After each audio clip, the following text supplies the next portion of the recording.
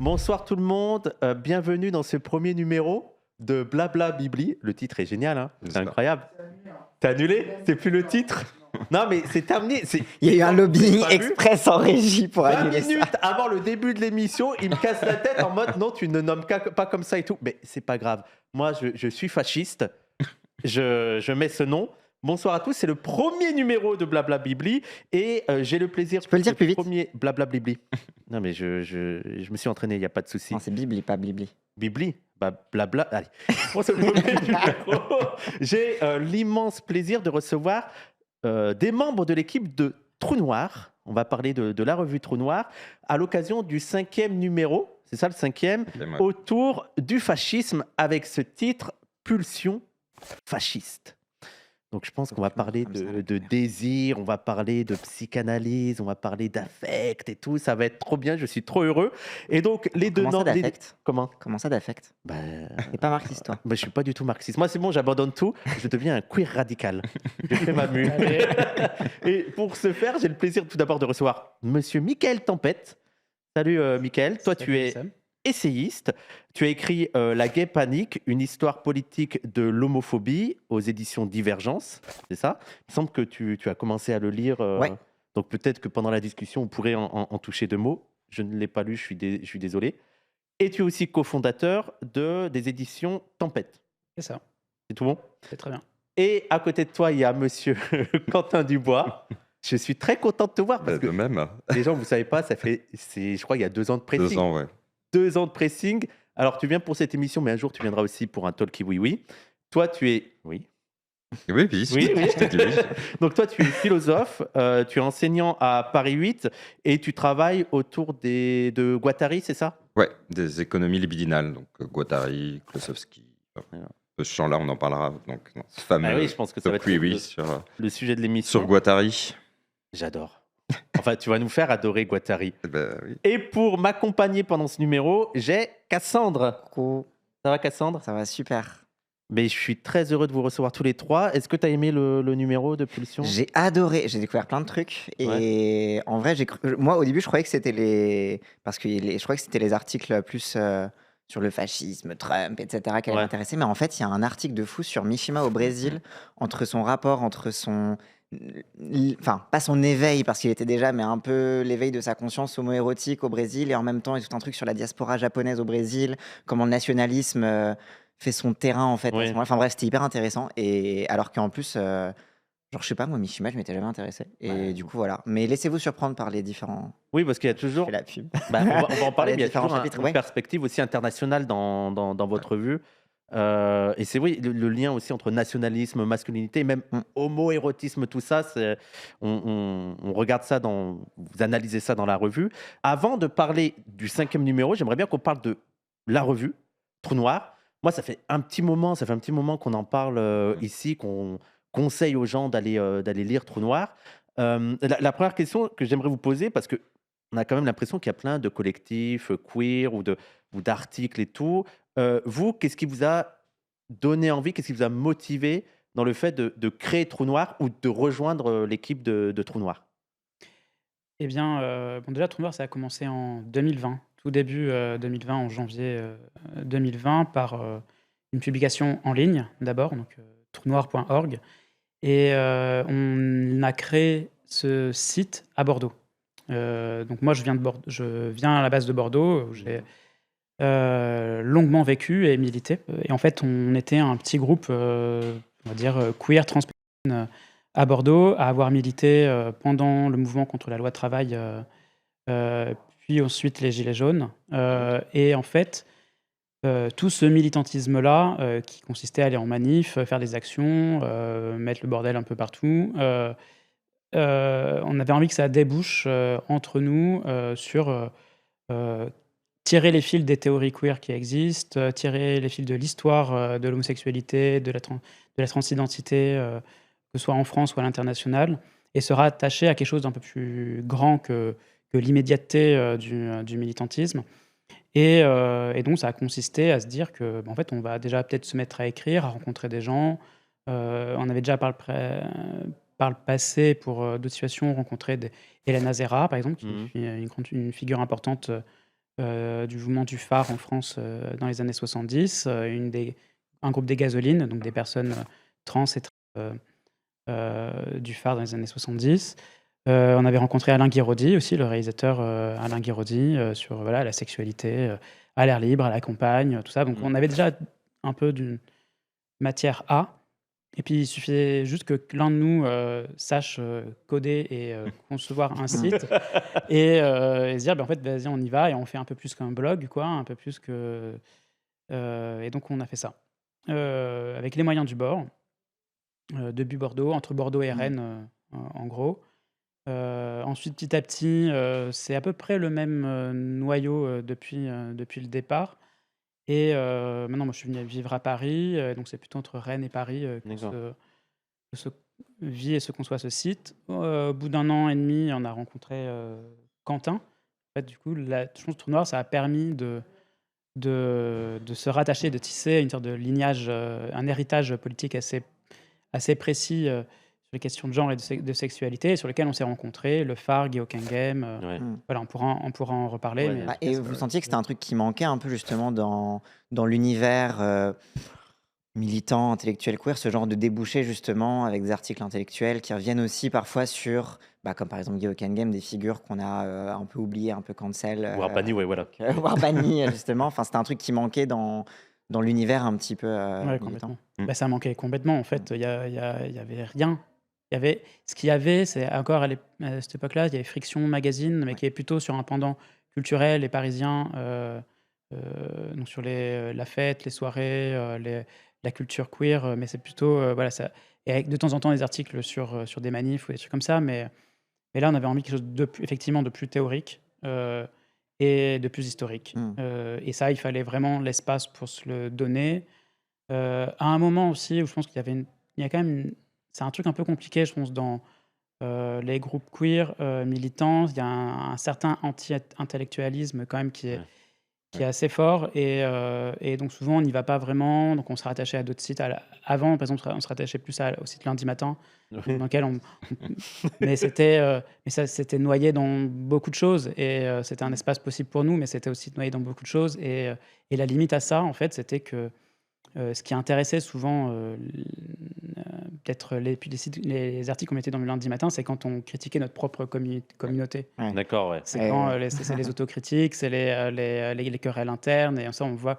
Donc là, ils se sont dit, en fait, il faut notre propre espace dans lequel on arrive à avoir notre propre autonomie éditoriale et notre propre dynamique et temporalité, quoi.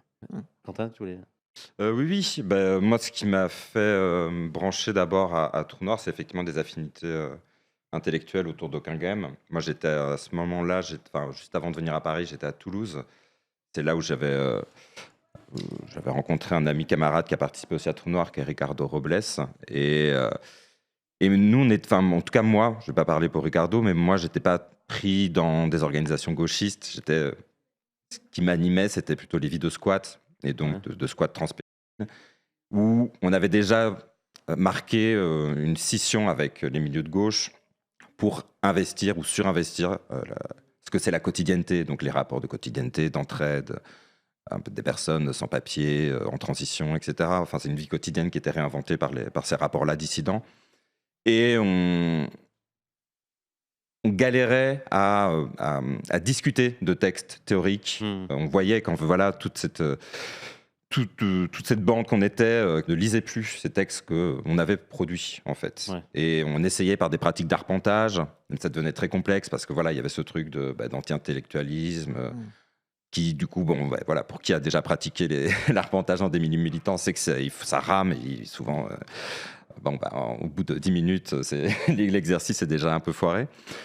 Et donc voilà, avec Ricardo, on traînait un peu tous les deux, on lisait abondamment, et puis voilà, on a vu Trou Noir apparaître, et c'est vrai que ça s'est branché assez illico sur nos sujets, quoi. Il n'y avait pas aussi un truc, parce que j'ai connu ça, mais dans des milieux qui sont plutôt parisiens et qui peuvent se considérer comme militants un peu plus intello, mais avec cette idée un peu que la théorie peut amener parfois du désaccord et donc de la dislocation du groupe. Et je pense notamment pour le monde des squats et le monde de la dissidence, ça peut être aussi un peu un repoussoir. Oui, voilà. bien sûr. Il y a un rapport de hiérarchie aussi qui peut se créer à travers la théorie et à travers le savoir. Et ça, je pense qu'on peut le comprendre, mais Tout à fait. qu'on ait traversé l'université ou non. Enfin, moi, j'ai vite fait connu. Enfin, au début, j'ai quand même connu l'université, mais c'était surtout à travers les mouvements sociaux. Moi, c'était dans les années entre CPE, mouvement CPE, mouvement LRU. Donc, la fac était bloquée à peu près tous les 6 mois, quoi. Et donc, c'était ça mon expérience et militante et théorique, parce que je rencontrais un groupe de personnes qui adoraient la théorie Mmh. et foutre le bordel dans la rue. Et donc, c'était un mélange d'émeutes et théorie en permanence, et de café et de bière, de canettes en bière au bord de la route. Voilà, c'était ça. Et donc, en fait, ça aussi, je pense que c'est important pour moi de le redire, parce qu'en fait, la question intellectuelle a été directement branchée sur un rapport militant, un rapport concret aussi à l'organisation politique. Et il fallait y aller, à fond. C'était vivre et militer, Mmh. c'était synonyme, quoi. C'était la même chose. Mmh. Et il fallait lire, et donc La théorie et la on le faisait. pratique, tout simplement. Ouais. Je crois qu'il y a Renaud Selim dans le chat qui nous dit bonjour de Bruxelles. Je pense que c'est lui. D'ailleurs, merci Ça doit beaucoup être Renaud sûrement Renaud Selim Selim, ouais. pour ton abonnement. D'ailleurs, je recevrai Renaud Selim en novembre normalement pour parler des éditions Météor, de tous les ouvrages autour de cette édition.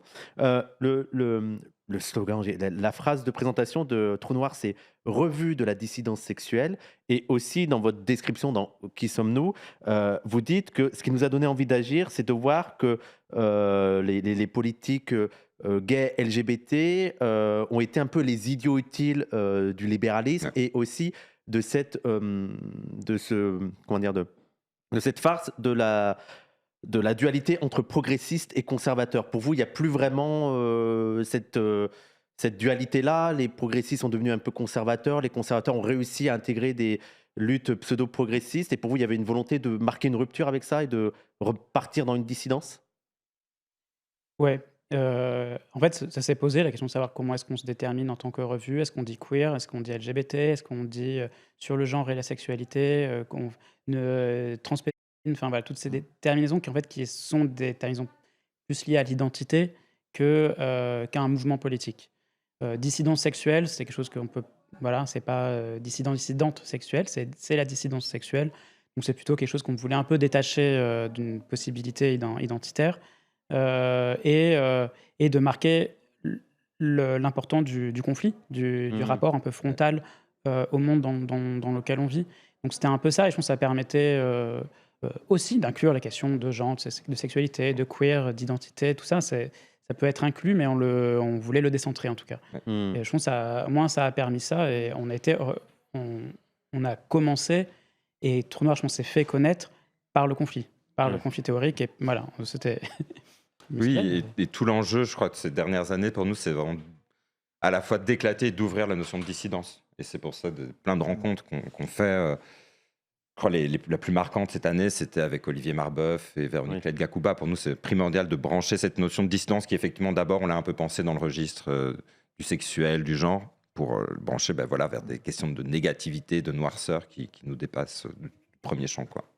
Mais pour revenir sur ce que tu disais sur le progressisme, oui, on est assez marqué, enfin, on a un peu le bilan des ères socialistes, quoi, sur les questions de désir, et on voit bien que, oui, si l'islamophobie a pu autant s'installer de manière aussi légitime, c'est parce que c'est la gauche morale qui l'a permis. Sur la question du voile, c'est toute cette innocence-là des LGBT qui ont permis aussi que ces questions-là prennent autant d'épaisseur dans le champ social.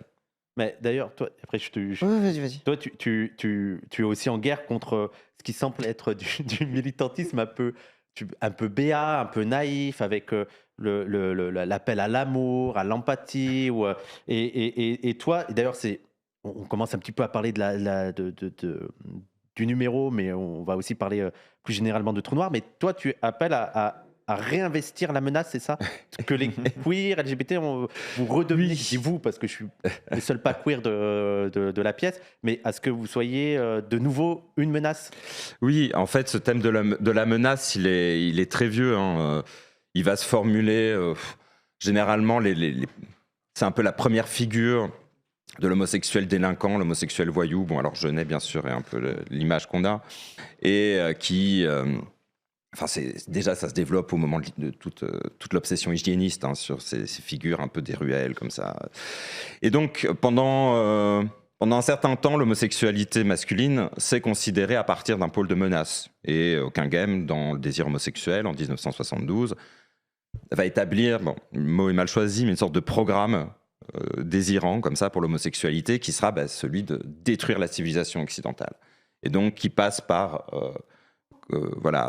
à la fois rompre avec cette sorte de tranquillité, quiétude de l'hétérosexualité familiale, mais aussi que les homosexuels se groupent, c'est sa grande théorie des groupes homosexuels, pour rendre enfin la civilisation mortelle, comme il dit. Et donc, on hérite en fait de ces sujets-là.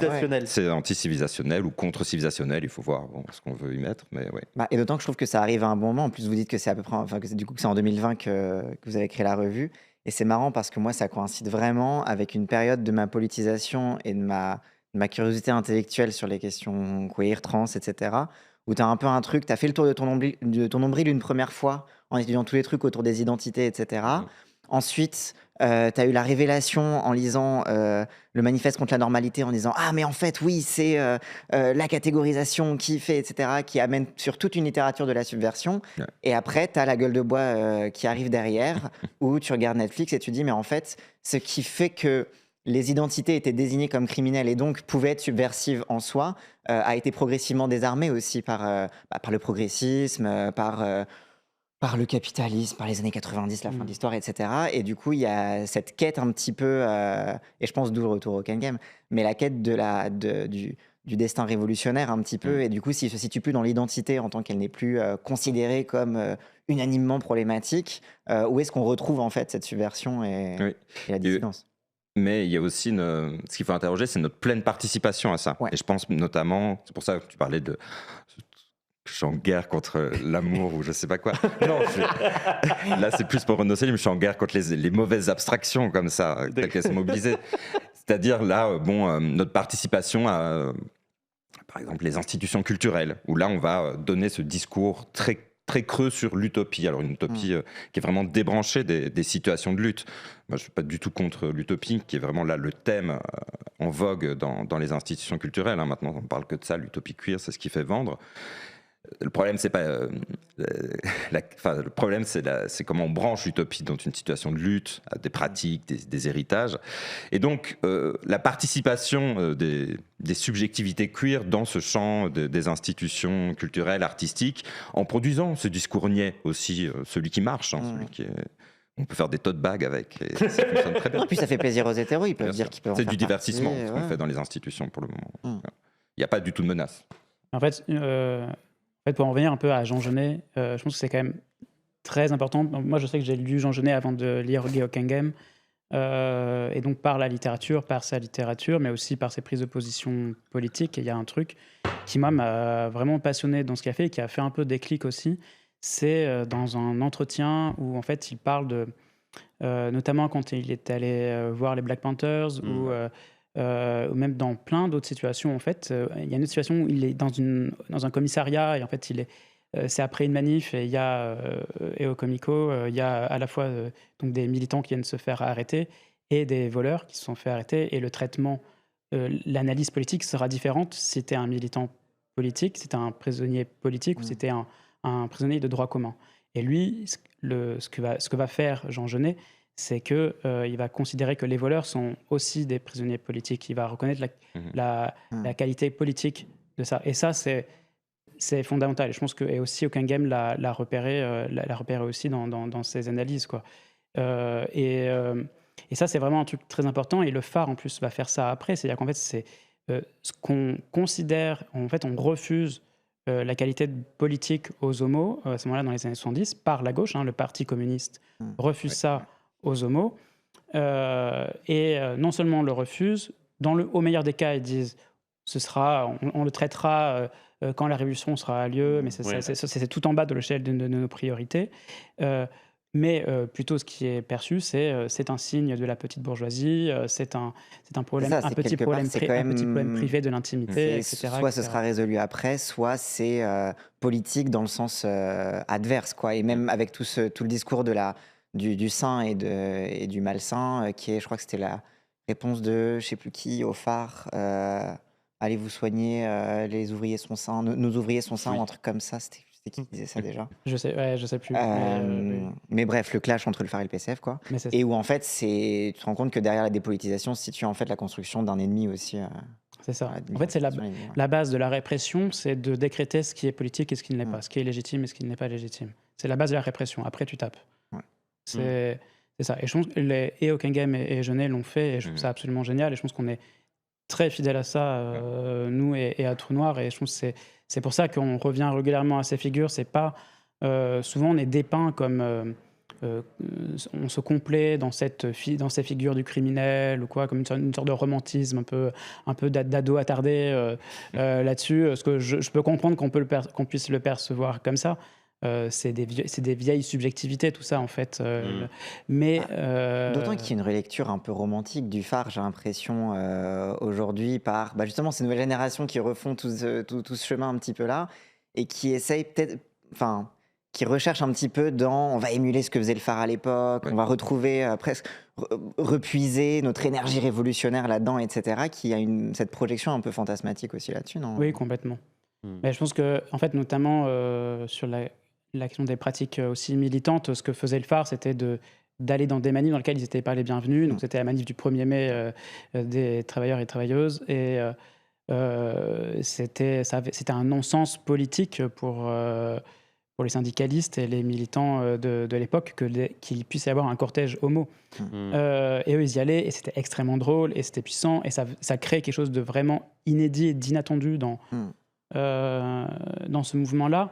Et puis après, tu refais ça l'année suivante, et tu le refais encore après, et tu le refais encore après, et en fait, t'as ta petite place dans ton cortège, t'es quelque part coincé entre deux syndicats, t'as été intégré. Ouais. Et voilà. Et là, et tu ne mets plus le bordel, tu respectes la place qu'on t'accorde, et voilà, et point barre. C'est souvent comme ça que ça se passe, et c'est la gauche elle-même qui fait ce recyclage. Mais alors déjà sur Jean Genet, je veux dire, la preuve que c'est une figure importante, c'est que c'est une figure pour les milieux queer et pour les milieux antiracistes et décoloniaux. Ah oui. C'est-à-dire à quel point le gars a réussi et son parcours est extraordinaire. Et vous citez aussi beaucoup Hockenheim. Moi, ça m'amène deux questions. La première question, c'est est-ce que aussi, c'est parce que je sais qu'il y a 5-6 ans, il y avait eu des gros scandales, polémiques autour de Hockenheim. On avait enlevé la plaque, il me semble, avec l'accusation d'encouragement à la pédophilie, etc. Est-ce qu'il y avait aussi ça dans votre volonté de fonder une revue queer qui revendique aussi L'héritage. Voilà, l'héritage de Hockenheim. Et c'est quoi aussi, est-ce que vous avez d'autres références importantes, théoriques et aussi de théoriciens que vous mobilisez? Même pas que français. Hein. Oui, ah bah oui. Ouais, en fait, je pense que le positionnement de base de Trou Noir se dit qu'on veut pas être sur faire de la morale, quoi. Donc en fait, je pense que ça peut être un peu casse-gueule de dire ça comme ça, et je pense que ce qui a été soulevé avec le retrait de la plaque de Guy Hockenheim sur la question des écrits sur l'enfance de Guy Hockenheim, ça n'a pas encore été vraiment affronté, la question. Que de fait, dans les années 70, tout a été repolitisé, y compris la distinction entre enfance et adulte, c'est vrai, et que il y a eu franchement des théories franchement foireuses là-dessus, on est OK là-dessus. Le problème, c'est que la manière dont ça a été fait à travers Hockenheim il y a 4-5 ans, c'est que ça vient en fait désactiver tout. Ouais. Tout. Ça désactive la théorie de Guy Hockenheim, que personne ne lit. Hein. C'était pas quelqu'un...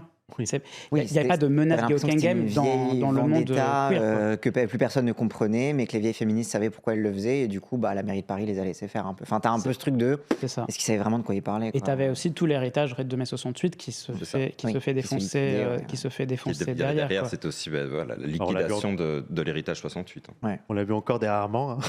Certains qui ont résumé 68 à la pédophilie. Il y a quelqu'un qui dit on parle de Scherer tout de suite, mais je ne maîtrise pas celle. René Scherer, c'était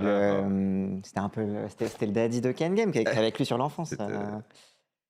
Mon amant, daddy, oui. Oui. Ils sont héribons.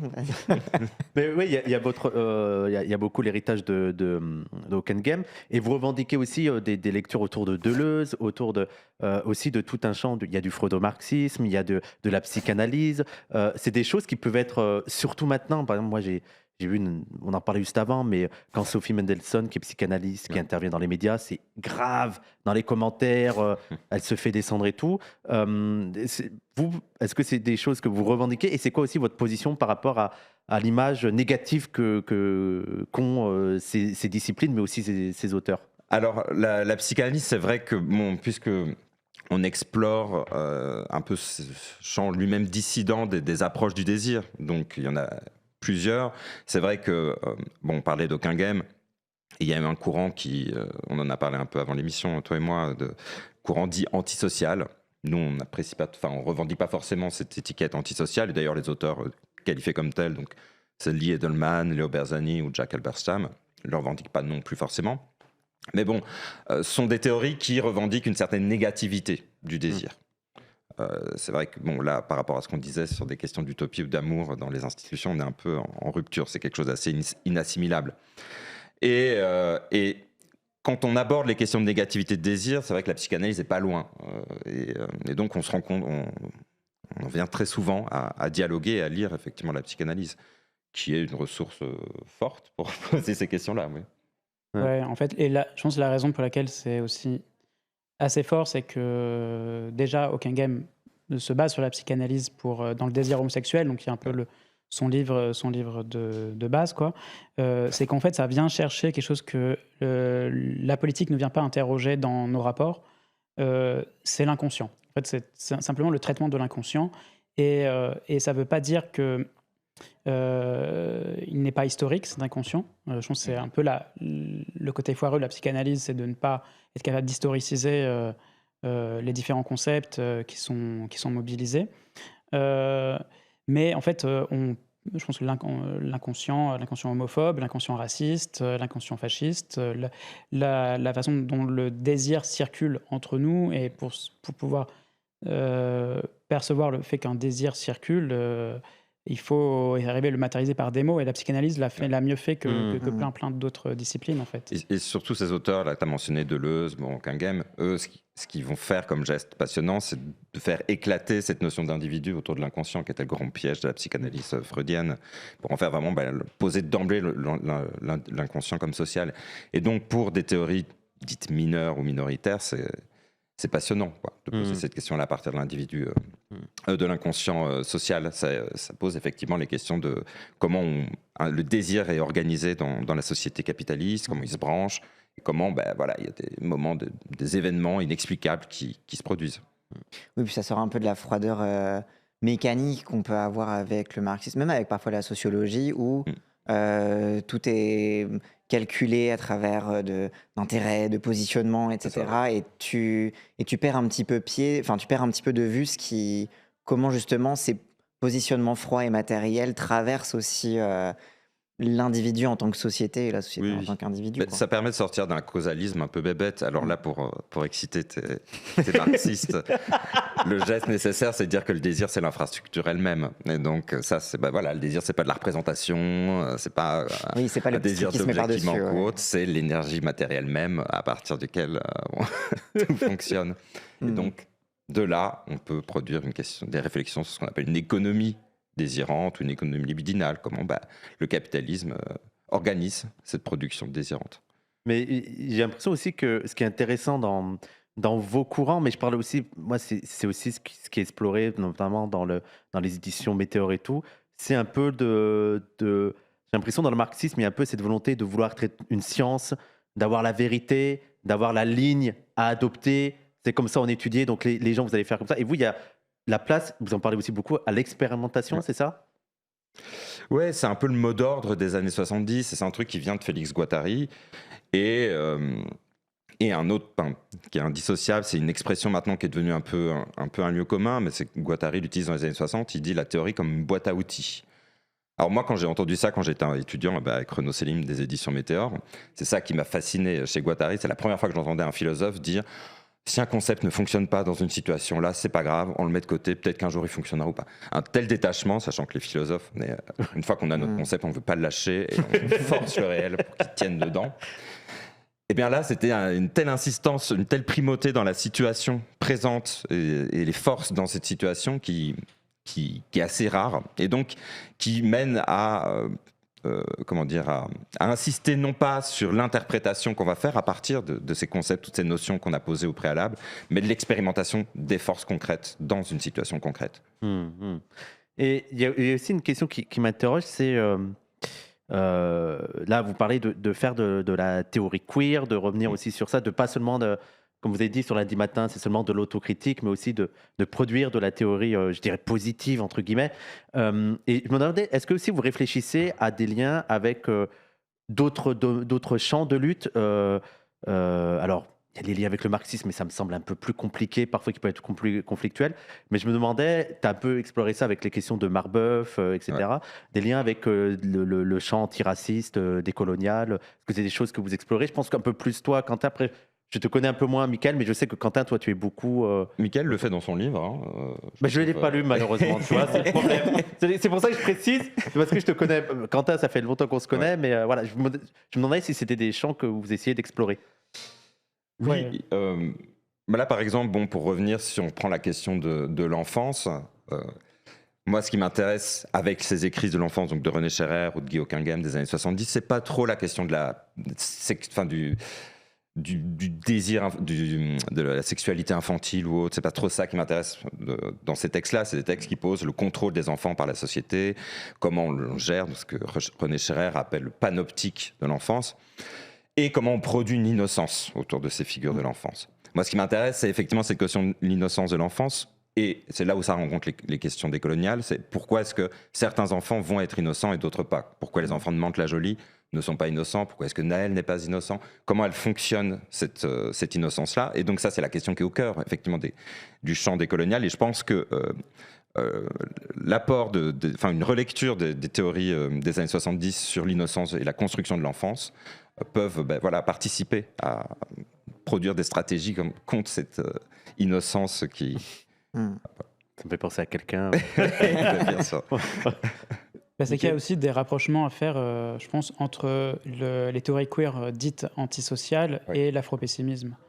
Par exemple, c'est pas une identité entre les deux, mais il y a des rapprochements dans la mesure où ces deux courants vont s'intéresser à la question un peu, on va dire, ontologique, quoi, et c'est-à-dire qu'en fait, l'afropessimisme va s'intéresser à ce qui est rangé en dehors de la civilisation, ce qui n'est pas reconnu comme dehors de l'existant, de l'être. Ça n'existe pas, le noir n'existe pas, n'est pas compris comme une existence, en tout cas, en dehors de la grammaire occidentale, il n'existe pas.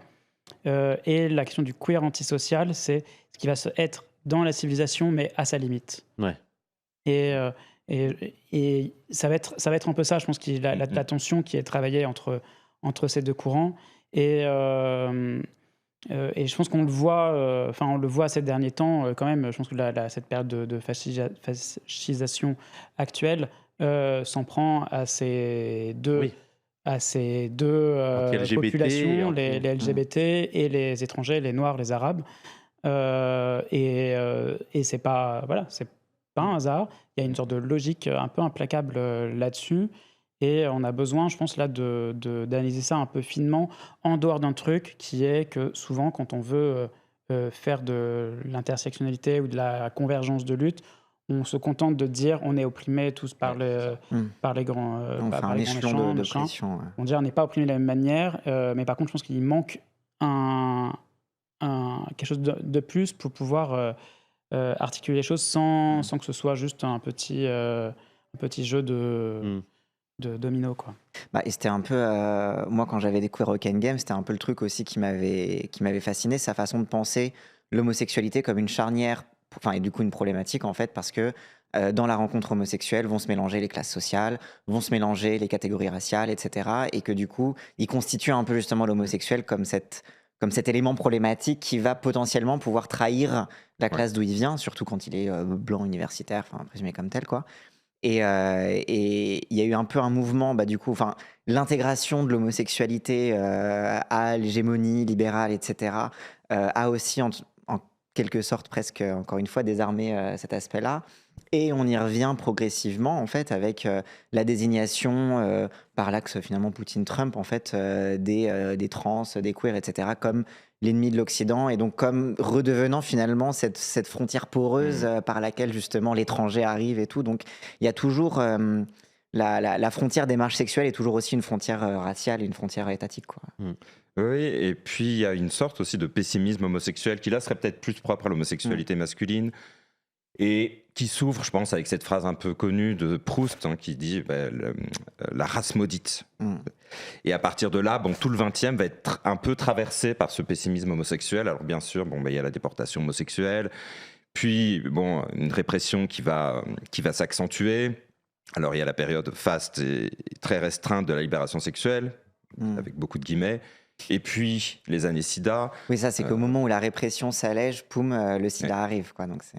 Oui, là, en fait, il y a quelques jours, j'ai regardé un film de Greg Araki qui s'appelle The Living Hand, et dedans, un des protagonistes, c'est autour du sida, et dit, voilà, on paye le prix de cette libération sexuelle.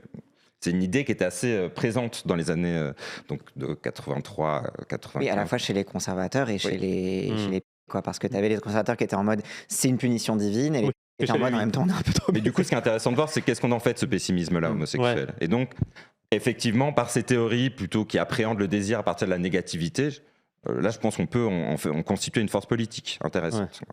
Et c'est là où ça se branche, bien évidemment, avec des questions, tu as mentionné l'afropessimisme, mais en tout cas d'une noirceur, d'une négativité qui n'est pas assimilable par les institutions. Et alors, oui, je voulais une petite pub. Ah, Raoul. Une petite pub pour les éditions Metteur. Il y a aussi une chaîne où ils font des entretiens. Il y a d'ailleurs un entretien avec toi que j'ai écouté, Michael. Il y a un entretien avec Norman. Il y a un entretien avec Ouria. N'hésite pas à mettre la chaîne, Raoul. Mais Renaud Selim l'a fait. Bien sûr. Donc n'hésitez pas, bien sûr. N'hésitez pas, les camarades ont le droit, les amis ont le droit de faire leur pub. On parlait de cette radicalisation fasciste qui amène deux ennemis qui sont les LGBT et les non-blancs. Là, on arrive de plus en plus vers le livre.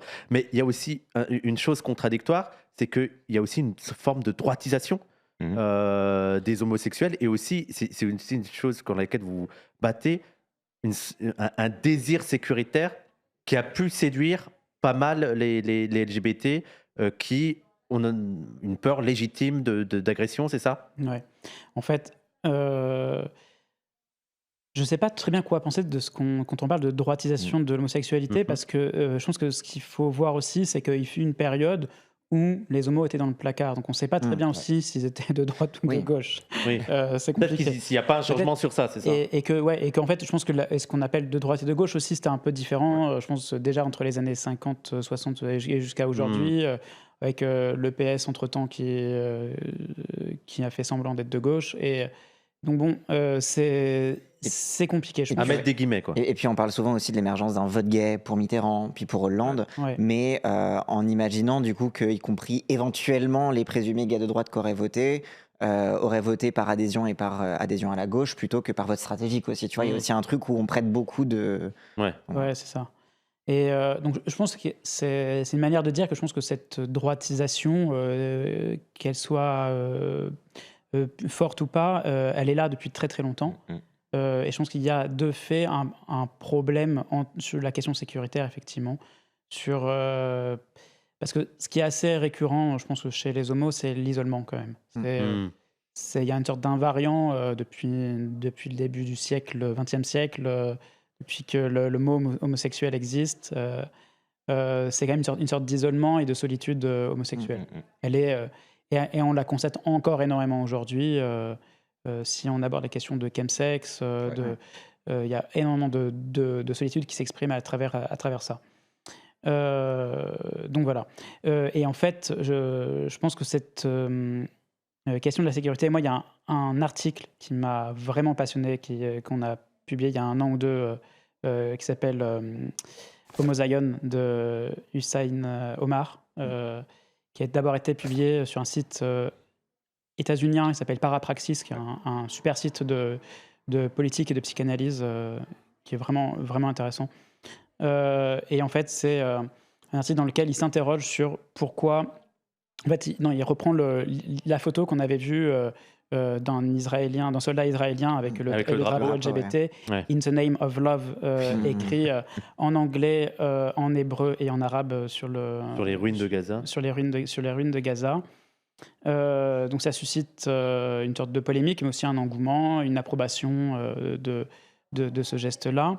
Et ça signe aussi un peu la fin, enfin on voit aussi que ça marque aussi un peu la fin du pinkwashing israélien. C'est-à-dire qu'en fait, et l'article parle de ça, c'est-à-dire qu'en fait, cette photo, elle arrive à un moment où le pinkwashing israélien qui a été mis en place ces dernières années, en fait, il est en train de tomber en désuétude. Il y a beaucoup moins besoin aujourd'hui pour le gouvernement d'extrême droite israélien c'est ça qu'il faut. de mobiliser les LGBT. Je pense que là, les choses sont suffisamment bien avancées pour qu'il y ait vraiment besoin de cette adhésion. Il n'y a plus besoin de faire semblant d'être progressiste. C'est ça. Et donc voilà, mais cette photo, elle arrive quand même à ce moment-là. Et l'auteur de l'article, il va dire, en fait, ça sert à rien de toujours rappeler que c'est justement l'extrême droite israélienne, qu'en fait, dans le fond, ils s'en foutent des LGBT, en Palestine, c'est pendant le protectorat anglais que la loi criminalisant la sodomie a été installée. Ça sert à rien de rappeler toutes ces choses logiques et rationnelles. En fait, il faut se demander pourquoi est-ce que les LGBT, à un moment, ont souscrit à ce qu'a pu représenter Israël et le sionisme, et notamment cette idée de sécurité permanente. Et il prend comme exemple Larry Kramer, qui était un militant des années 80-90 aux États-Unis, qui luttait contre le sida, un militant extrêmement important. Fondateur de l'ACT UP New York, non? Oui, c'est ça. Et en fait, pour mobilisé sur la question du sida et de l'hécatombe que c'était, il faisait énormément référence à la Shoah et à l'Holocauste. Donc on parlait d'Holocauste gay. Même en France, dans la revue Gay-Pied, il y avait un numéro qui s'appelait Un Holocauste silencieux. Il y avait aussi des articles, d'ailleurs, quand je faisais mes recherches pour mon livre, je tombais sur des articles sur Tsahal, en montrant le progressisme de Tsahal. En fait, c'est quand même... C'est quand même fou à quel point les analyses politiques s'arrêtent à partir du moment où on se sent un minimum reconnu par un tout petit bout, comme ça. Il y a une armée dans le monde qui accepte les homos, qui accepte les femmes, machin. Et donc lui disait, en fait, c'est pourquoi est-ce que cette logique-là, ce discours-là, il fonctionne quand même un peu, quoi. Ça répond à quoi? Ça répond à quelle angoisse? Ça répond à quelle peur? C'est quoi? Pourquoi est-ce que ce besoin de sécurité permanente agit encore et fonctionne? Voilà, je pense que c'est la base, et de partir de là, je pense que ça peut être déjà beaucoup plus intéressant pour nous aujourd'hui aussi vis-à-vis d'Israël et des politiques sécuritaires actuelles, quoi. Et puis ça rappelle un thème qui a beaucoup, encore une fois, Joachim Game, c'est celui du ghetto. Et comment dire, notamment au moment de à l'époque, c'était la rue Sainte-Anne qui était le Marais de l'époque, et puis après la création progressive du Marais, fin 80, début 90 à peu près, où il déplore justement cette tendance à non pas essayer justement de briser le ghetto et de s'adresser à l'entièreté de la société et de détruire la société justement, mais de se ménager un espace dans Paris, ça va être le Marais, où on pourrait être libre, on pourrait être tranquille, on pourrait justement être en sécurité, et du coup les murs du ghetto finissent par se retourner contre les personnes qui sont dedans, parce que ça devient très vite une citadelle assiégée en fait, quoi. Oui, ça c'est aucun game, il va le remarquer très vite, enfin c'est pas le premier, mais on n'est jamais le premier dans ces histoires-là, mais c'est le lendemain de Stonewall. Au lendemain, les années qui vont suivre, où très rapidement va se développer des quartiers homosexuels avec son banquier homosexuel, son commerçant homosexuel, sa police homosexuelle, son pharmacien homosexuel, tout labellisé homosexuel. Et pour aucun game, effectivement, il va employer le terme qui, déjà à l'époque, faisait un peu polémique de ghetto homosexuel, et qu'il va, lui, analyser directement comme une standardisation de l'homosexualité. C'est-à-dire toutes ces valeurs nouvelles qui avaient été produites par les mouvements homosexuels vont commencer à s'homogénéiser, être pris dans le système de valorisation capitaliste, le banquier, etc. Et donc produire une homosexualité standardisée, ou ce qu'il appelle aussi l'homosexualité aftershave. Ouais. Dans l'article sur Pasolini, incroyable. Alors, merci beaucoup, Janaya, pour les 10 abonnements offerts. N'oubliez pas aussi parfois de commenter. À Trou Noir aussi. Oui, Trou Noir. Et je sais pas, c'est une cagnotte ou un truc comme ça, mais il y a de toute façon, on va diffuser le lien aussi parce qu'il y avait aussi des articles en ligne, il faut le rappeler. Plus maintenant, il me semble. Vous vous concentrez maintenant sur la revue papier, c'est ça? Là, on se concentre sur la revue papier. Ce qui sera en ligne désormais, ce sera une sélection d'articles de la revue papier quand ça sortira à chaque fois. La revue papier sort 2 fois par an. C'est pour se concentrer, nous, parce qu'on fait d'autres choses à côté. C'est un gros travail. C'est un énorme travail éditorial, ça prend énormément de temps. On va quand même continuer à publier en ligne ce qui réagit directement à l'actualité. S'il y a un besoin, un espace pour que Tournoir d'urgence puisse être encore un espace quand même pour accueillir ça. Quoi. Donc, et des textes archives aussi, qu'on juge nécessaire. N'hésitez pas à commenter aussi dans le chat. Et oui, parce que la revue est à 15 €, ce qui est pas cher, surtout que j'ai découvert ça avant. Modèle financier, c'est très compliqué. Vous payez les intervenants, c'est ça? Oui. On rémunère les. En fait, c'est qu'on tenait à ça. C'est à partir du moment où. Qui fait ça? Mais oui, attends, quand ils m'ont dit ça, ah ouais, quand même. Et c'est pour ça qu'il faut le souligner, parce que c'est une raison de plus pour soutenir le projet, quoi. C'est qu'en fait, à partir du moment où on commence à sortir d'Internet et donc de la publication un peu régulière, rapide, en ligne, c'est à peu de frais. On paye un nom de domaine et puis un serveur, et puis voilà. Là, en fait. On paye il faut le mettre en page, il faut en faire la com, il faut payer un imprimeur, il faut voilà, il y a tout un petit tas d'argent quand même qui investit, ça coûte cher. Donc on décide de rémunérer les contributions. Il y a un graphiste par exemple, il faut faire la couve, donc en fait on paye le graphiste. Donc si on paye le graphiste, pourquoi est-ce qu'on payerait pas les gens qui écrivent dedans?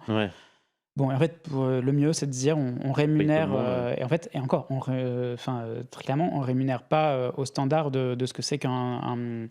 Je sais pas à combien est le feuillet aujourd'hui pour rémunérer une pige, par exemple, mais c'est moins, quoi. Donc c'est quand même 200 € par contribution. Après, dans les revues de gauche, c'est pas mal. Tu prends les grandes revues. Non, mais il faut quand même souligner. Là, j'essaie de souligner quand même le fait que c'est payé, quoi. Oui.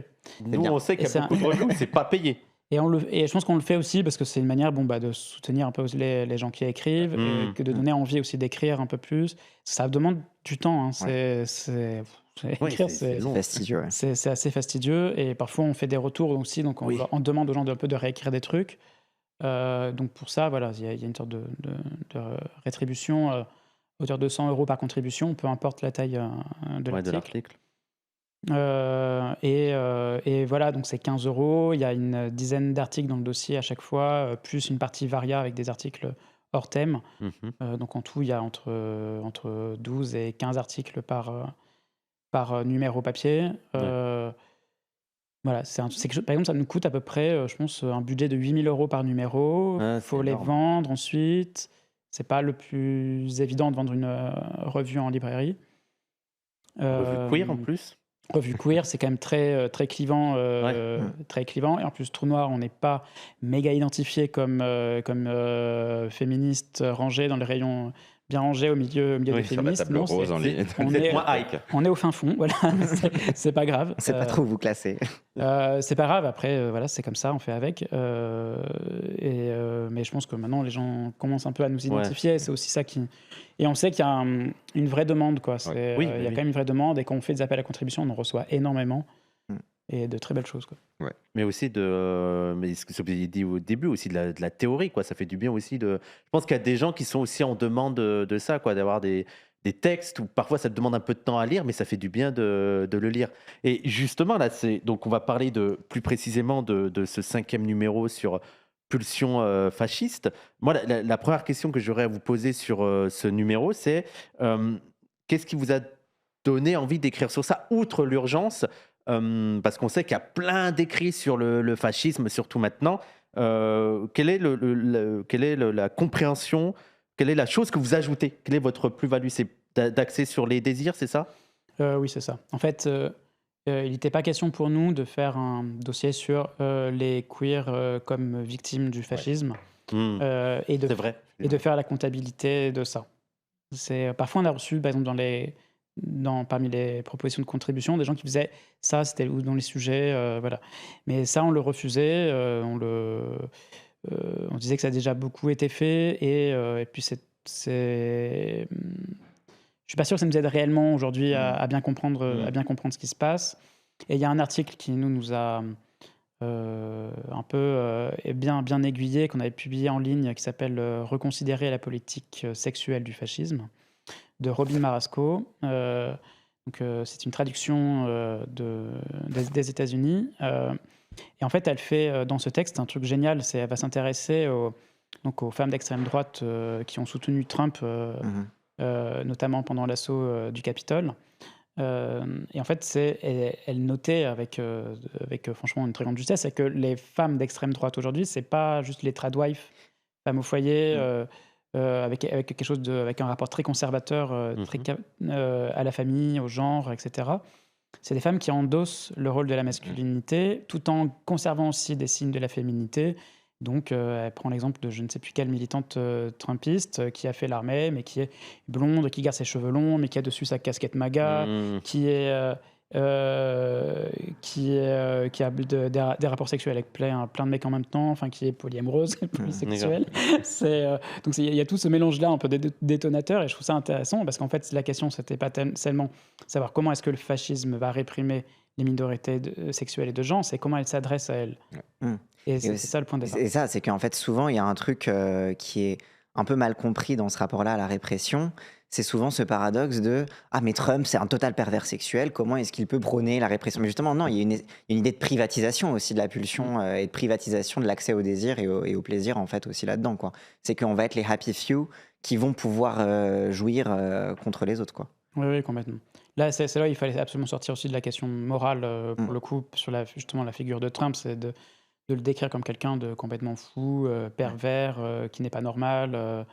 C'est d'une très, très grande normalité, ce qu'il représente et ce qu'il est. C'est justement ce à quoi il faut s'attacher de décrire aujourd'hui, quoi. Avec ce numéro-là, on voulait vraiment aussi, justement, s'intéresser à cette normalité-là. C'est celle des affects, celle du désir, celle de la vie quotidienne. Et je pense que les différents articles répondent à ça, même quand... Alors qu'il s'agit souvent de les sujets traités, ça peut être Bardella, ça peut être Oui, Trump. la chemise déboutonnée de Jordan Bardella. Comme sexe symbole.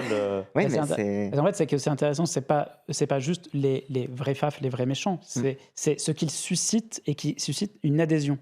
Et c'est ça Ce qui implique l'intérêt. de sortir aussi d'un certain angélisme de la minorité, comme tu disais, que voilà, les cuirs, nous sommes opprimés, donc nous ne pouvons pas tendre, ou alors nous serions trompés par le fascisme. Bon, on l'a aussi avec les masses ouvrières qui ne voient pas parce que le racisme comme diversion va leur faire oublier leur intérêt concret, pragmatique, etc. Enfin, c'est un petit peu partout. Oui, c'est ça, j'ai l'impression que... Mais c'est beaucoup cet angle-là, c'est de lutter contre... Enfin, de critiquer une vision un peu stéréotypée des analyses marxistes du fascisme, comme les classes populaires qui sont dupées alors qu'elles ne voient pas leurs vrais intérêts. Vous, il y a beaucoup... c'est le texte, c'est Hitler fait bander, de voir aussi... Qu'est-ce qui attire là-dedans? C'est pas seulement qu'ils sont dupés, c'est aussi un plaisir chez eux d'aller là-dedans. Il y a la recherche d'une satisfaction, enfin une recherche de soulagement. Et c'est là où on parle de pulsion, en fait. C'est que la pulsion, c'est ça, quoi. C'est cette tension qui est en recherche permanente d'un soulagement, qui n'y arrive pas et qui va insister. Et le fascisme peut répondre à ce type d'attente et peut répondre à des frustrations. Et c'est ça qui va être qui est analysé tout au long des articles. C'est un peu les différents tout cet éventail de frustrations auxquelles on répond. Le fascisme répond. C'est à la fois ça peut être des affects de classe, ça peut être des affects de domination, un besoin de domination, de reprendre forme dans une société dans laquelle on a l'impression d'être complètement dilué en permanence. Une sorte de dépression aussi un peu généralisée, et d'essayer de redonner des contours nets et durs et impénétrables pour ne plus être en bas de l'échelle. Il faut trouver plus bas que soi pour pouvoir encore plus pouvoir remonter un peu à la surface. C'est différentes choses qui sont travaillées. Et en fait, et les femmes et les LGBT, les queers, peuvent être... y répondre, attirés aussi par ça, quoi. C'est... C'est un constat. C'est un constat. Il y a des groupes d'extrême droite qui essayent de faire leur truc, qui sont homos et qui essayent de faire leur truc. D'ailleurs, le collectif Eros, typiquement, même rien que le nom du collectif. Le logo. Oui, Le logo, oui. il y a- Et d'ailleurs, ce collectif, justement, tu vois, c'est intéressant parce que c'est pas non plus les masculinités, c'est pas des masculinités faf. Pas du tout. Quand on les a vus arriver à la Marche des Fiertés à Paris, là, pas cette année, mais la précédente, du coup, ils ont l'air quand même un peu ridicules, quoi. Il y a- et ils avaient besoin derrière des vrais faf qui étaient là un peu pour faire Ouais, service ouais. pour les protéger eux, quoi. Enfin, les vrais faf, je fais une distinction bizarre, mais Mais les miliciens, quoi. C'est le traditionnel. les tradis qui étaient là derrière, qui ressemblaient plus à des baqueux ou des et eux étaient là devant et ils faisaient le spectacle en fait, avec Mila d'ailleurs au milieu qui était là et qui était... Et Mila, justement, c'est hyper intéressant parce qu'elle représente aussi une féminité virile. Et d'ailleurs, elle se fait un petit peu taper dessus dans son propre camp zémouriste pour ça. Mais quand elle se met en scène à la salle, quand elle flexe ses muscles, etc. Et qui va un petit peu en contradiction avec son itinéraire d'ex-lesbienne qui redevient hétéro et qui s'affiche avec son mec. Mais en même temps. Ah, mais oui, C'était son premier. C'était son premier drama, ça. Mais oui. À cause donc- de nous. Mais donc, t'as tout ça. Je trouve que c'est un tiraillement qui est assez intéressant, justement, dans les figures d'une Mila. Mais ce que je trouve aussi intéressant dans votre numéro, c'est que il n'y a pas non plus une volonté déjà de faire toute l'histoire du fascisme et aussi d'avoir une théorie vraiment extra solide de qu'est-ce que c'est le fascisme et tout. Oui, même dans les débats un peu historiens. Oui, un peu, voilà, il y a un côté un peu plus souple sur la définition du fascisme et de voir un peu comment il nous habite tous un petit peu. Oui, c'est un peu ça. Je pense qu'il y avait, au moins en introduction, essayer de poser quelques repères Oui. pour justement parce qu'on sait que ça peut être une sorte de sujet à confusion. Est-ce qu'on peut en parler de fascisme aujourd'hui alors qu'il n'y a pas de parti unique, Oui, alors que Ça, c'est les trotskistes, c'est insupportable. Ça. bon, voilà. En fait, de fait, il y a des gens qui le perçoivent parce qu'ils le subissent et qui le perçoivent comme du fascisme. Donc, c'est intéressant de prendre ça aussi, de prendre ça au sérieux. Je pense qu'il y a quelque chose de très précis. Je pense que le fascisme, il y a quelque chose de très... c'est un peu comme une sorte d'aiguille qui se plante quelque part, bien quelque part, et qui est ressentie que par quelques personnes. Et pour moi, c'était de prendre ça au sérieux et de remettre la théorie aussi à cet endroit-là et de voir ce que ça fait. En fait, ça marche ou ça marche pas. On verra après. C'est sûr qu'il n'y a pas de... Moi, j'ai aucune envie de débattre, de savoir si dans le fond...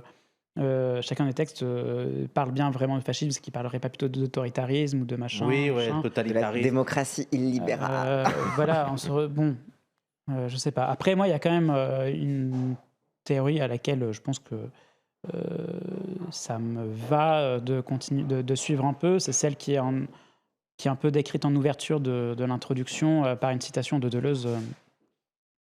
Qui essaie d'écrire ce que c'est que le fascisme, et il va parler que le fascisme suit une ligne mortuaire dans laquelle le but, c'est une sorte de destructivité totale de l'altérité, puis de soi-même. C'est-à-dire que c'est vraiment l'objectif final, c'est une destruction de tout, en comprenant bien que la mort du fasciste couronnera celle des autres. Oui. C'est nihiliste. C'est complètement nihiliste, mais je trouve ça assez juste. Je pense que si on peut faire, pour moi, cette lecture-là d'Israël vis-à-vis de la Palestine, sur le fait que c'est la destruction de l'autre, mais c'est aussi la destruction de leur projet. Voilà, s'ils y tenaient vraiment à leur projet sioniste, c'est la destruction du projet sioniste. Il est foutu, leur projet sioniste. Oui, c'est donc ce en que fait, j'avais il y a une noté. sorte d'autodestruction comme ça. Le fascisme comme attentat qui arrivera suicide, plus tard et mais qui sera longue. Mais voilà, mais c'est pas la fin du fascisme. C'est En fait, c'est le report infini de la guerre. C'est la guerre, la guerre, la guerre, la guerre, et il n'y aura jamais de fin. C'est ce besoin-là de reporter à l'infini la guerre. Oui, et puis aussi, en fait, il s'agit alors, je ne vais pas dire pluraliser les approches du fascisme, mais voilà, développer des perspectivismes. Effectivement, tu parlais de certaines personnes, populations, groupes perçoivent des éléments fascistes que d'autres ne peuvent pas percevoir. Je pense au texte de Déborah sur les feux d'artifice. Oui. Qui est, effectivement, très rapidement, c'est comment en Allemagne, les feux d'artifice vont être utilisés dans la narration du parti d'extrême droite comme à la fois ce qui met en avant la virilité et Et la tradition aussi. et la tradition allemande pour le Nouvel An, et en même temps, ça c'est un bon usage. Hein. Et celui qui est valorisé, Celui et des celui Blancs. qui justement est ciblé, c'est celui des hommes non blancs. Les tirs de mortier. Voilà, les tirs de mortier, etc. Mais c'est vrai que moi, ce que je trouve intéressant, c'est ça, parce que j'ai l'impression que parfois l'extrême droite ou la droite nous piège un petit peu dans des débats en mode « Ah, mais définis-moi le fascisme, tu dis que je suis fasciste, alors fais-moi les 14 points de Umberto Eco ». Tu sais, moi, je suis pour qu'on revendique un truc un peu plus souple et qu'il y a des gens, c'est assez évident qu'ils sont fascistes. Et aussi, ce que je trouve intéressant, c'est aussi l'article sur le développement personnel, sur un peu le fascisme soft. Ouais. Le fascisme de la vie de tous les jours. Et je sais que pour vous, faut combattre les influenceurs et développement personnel, c'est ça? Ce sont des soldats du fascisme qui arrivent. Non, mais c'est vrai que l'article est intéressant là-dessus, parce Il est qu'en excellent. fait, ça va parler en fait de... et c'est ce qui a fait, par exemple, le succès de Thaïs Descuffon, c'est qu'il y a Ouais, un c'est moment, et c'est à partir du moment où elle arrête de faire des vidéos plus politiques sur... contre les étrangers, voilà. C'est le moment où elle fait de la propagande amoureuse, une sorte de sa vision de l'amour et de la sexualité, évidemment toujours en prenant les étrangers arabes comme comme son ennemi le plus absolu. Mais le succès il vient de là, c'est qu'en fait il y a ce besoin euh, d'articuler une sorte de bien-être avec la rigidité du fascisme. Et c'est ça qui est un peu travaillé là dans cet article, et même dans d'autres d'ailleurs. Ça, je trouve ça vraiment passionnant. Même les influenceurs qui parlent de la nourriture, du sport, enfin La crypto, protéines et crypto. Ouais, complètement. Mais ouais, genre aux États-Unis, c'était ça qui est au cœur du mouvement MAHA, Make America Healthy Again, où en fait tu retrouves deux influenceurs qui vendent des trucs pour mesurer le glucose, etc. Et qui, dans un petit peu cette sphère de la wellness états-unienne, on retrouve beaucoup aussi d'influenceurs qui ont suivi un petit peu cette dérive anti-vax, et où en fait derrière se trouve en fait le contrôle absolu du corps, jusqu'à, et c'était un projet que Robert Kennedy Jr. continue de garder à la tête du ministère de la Santé états-unien, c'est que tout le monde, à l'horizon, je ne sais pas quelle année, porte des wearables, donc des dispositifs de contrôle et de mesure de ces dynamiques, de ces trucs de santé en fait. Et en fait, tu as vraiment un truc là-dedans mais qu'on retrouve en fait dans aussi tout le mouvement anti-vax, dans tous les trucs, dans toute cette sphère d'influence où il y a cette névrose du contrôle et de savoir qu'est-ce qu'on m'injecte, savoir qu'est-ce qu'il y a dans ma bouffe, etc., et qui ils finissent par promouvoir le fait de bouffer de la viande crue, du lait non pasteurisé, enfin des trucs. Mais c'est fascinant parce que tu as un truc qui est de l'ordre de... Enfin, tu peux vraiment aller de cette micro-politique-là, de la peur du vaccin à la peur de la pénétration de la frontière. Enfin, il y a des trucs il y a l'idée qu'on t'injecte quelque chose et que tu peux très vite étendre assez facilement à ta vision du monde entier et de ta nation. Quoi. Bah, tu vois, je pense qu'il y a à une autre période, cette crainte de la contamination, elle était extérieure. C'est-à-dire, c'était un peu... il fallait pas que les homos soient trop près de nous, il fallait mettre une sorte de distance comme ça. Et maintenant, il y a quelque chose qui se passe à l'intérieur. Quoi. C'est un peu c'est qu'on est dans cette période de la toxicité de l'environnement aussi. C'est qu'on a l'impression que c'est des choses invisibles qui nous modifient de l'intérieur.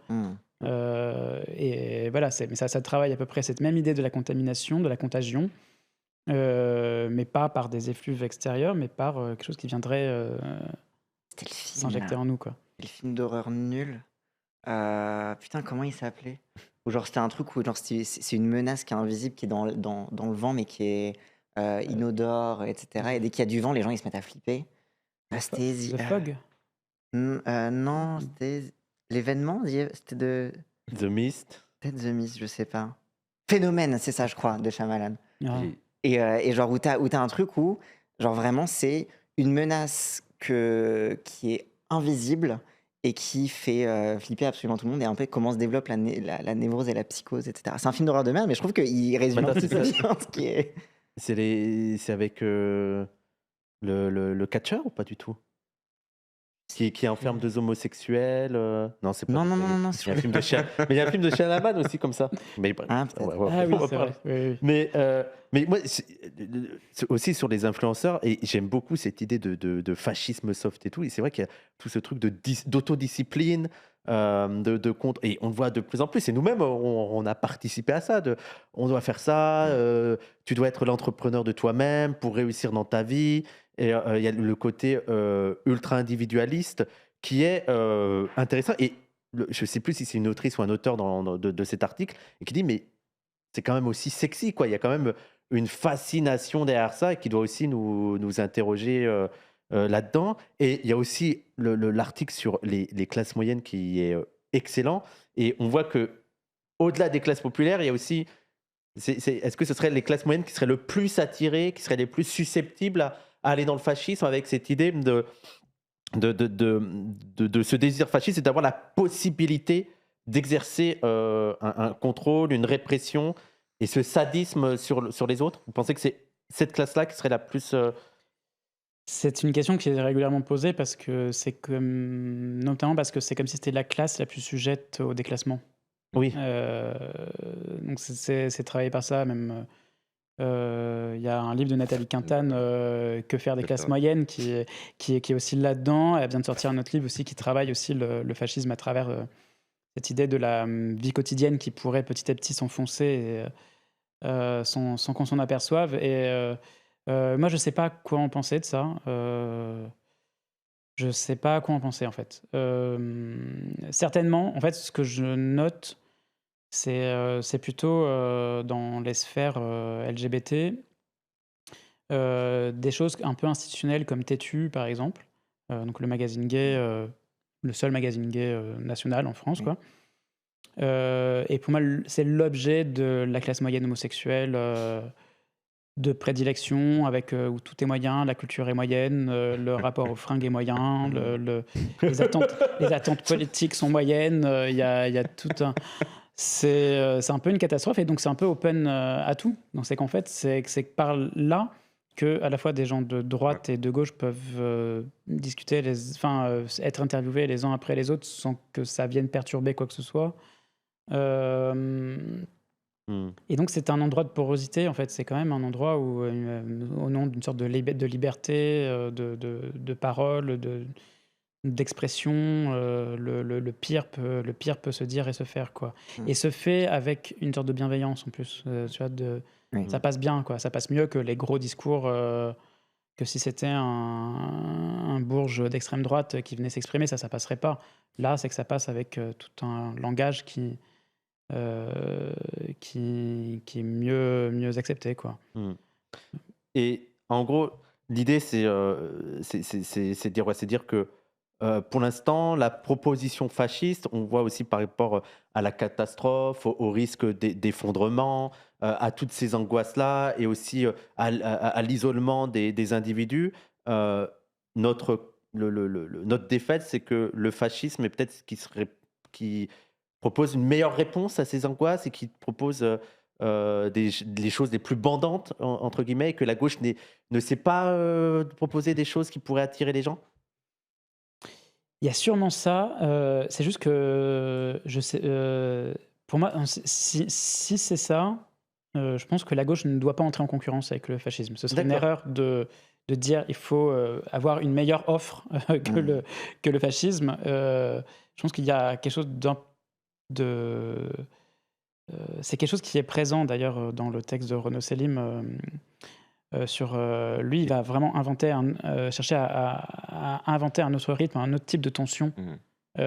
C'est une autre teneur des choses, une autre teneur des éléments. C'est pas une meilleure offre, c'est pas on va mieux répondre à vos angoisses, c'est en fait il faut rompre le rythme, il faut rompre le rapport au temps du fascisme, il faut rompre avec le rapport au monde du fascisme, et il faut vraiment que ce soit... c'est pas une alternative, je sais pas comment dire, c'est une balayette, quoi. Enfin, c'est le coup que tu n'as pas vu venir que tu vas mettre quelque part. Il faut se redonner des armes il faut redevenir inattendu, surprenant. Il faut voilà, quoi.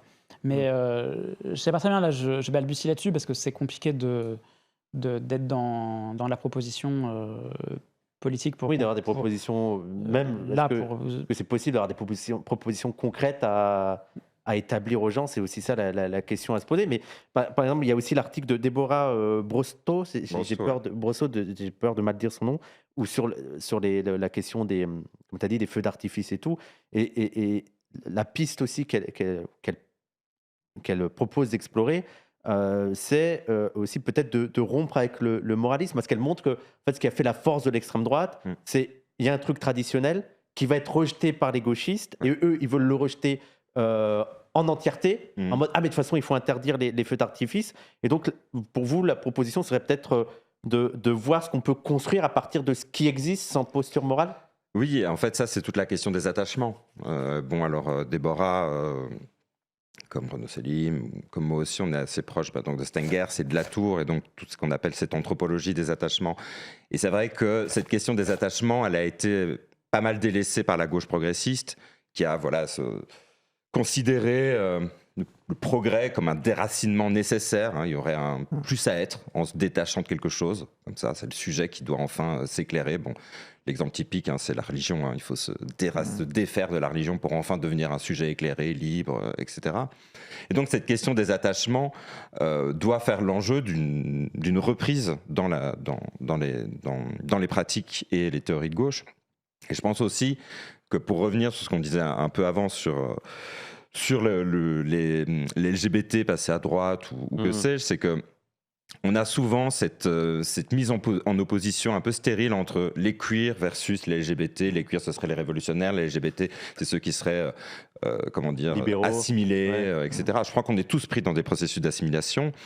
Et on ne peut pas ne pas appréhender pourquoi est-ce que les LGBT s'attacheraient à des notions telles que le mariage, la famille, si on ne prend pas à partir des attachements. Qu'est-ce qui fait sens, ou en tout cas à quoi tiennent, à quoi on tient en s'engageant dans ces structures-là, quoi.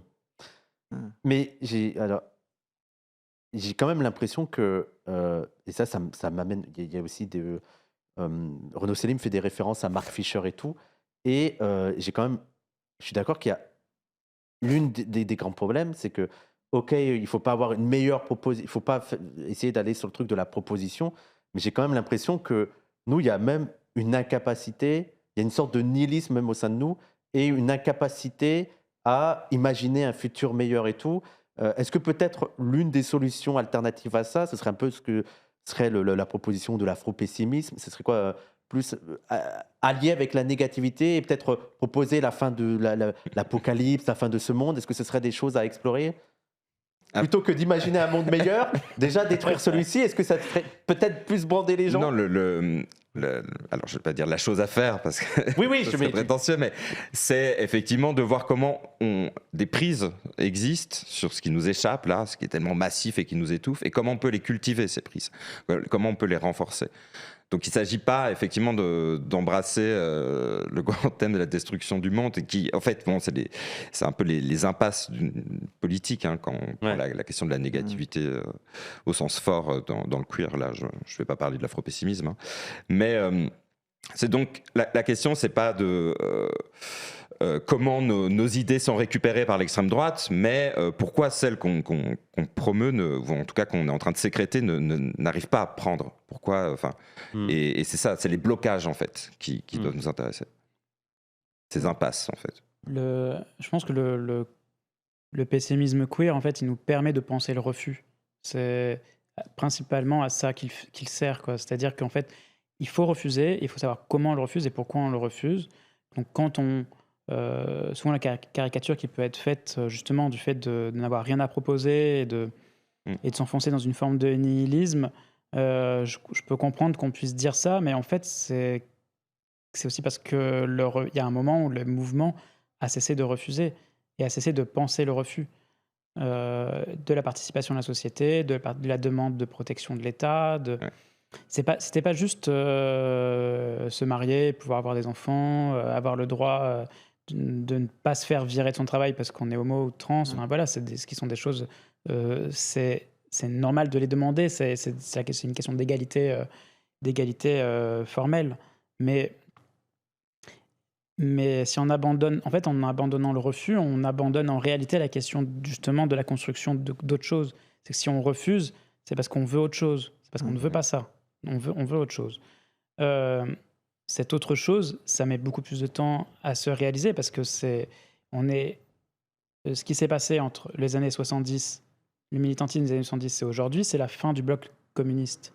C'est la fin d'un autre type de structure du monde dans lequel il est possible d'inventer autre chose, de projeter autre chose. On n'a plus que le monde capitaliste autour de nous. Ouais. Donc il est là le problème. En fait, c'est ça qu'il faut bien voir.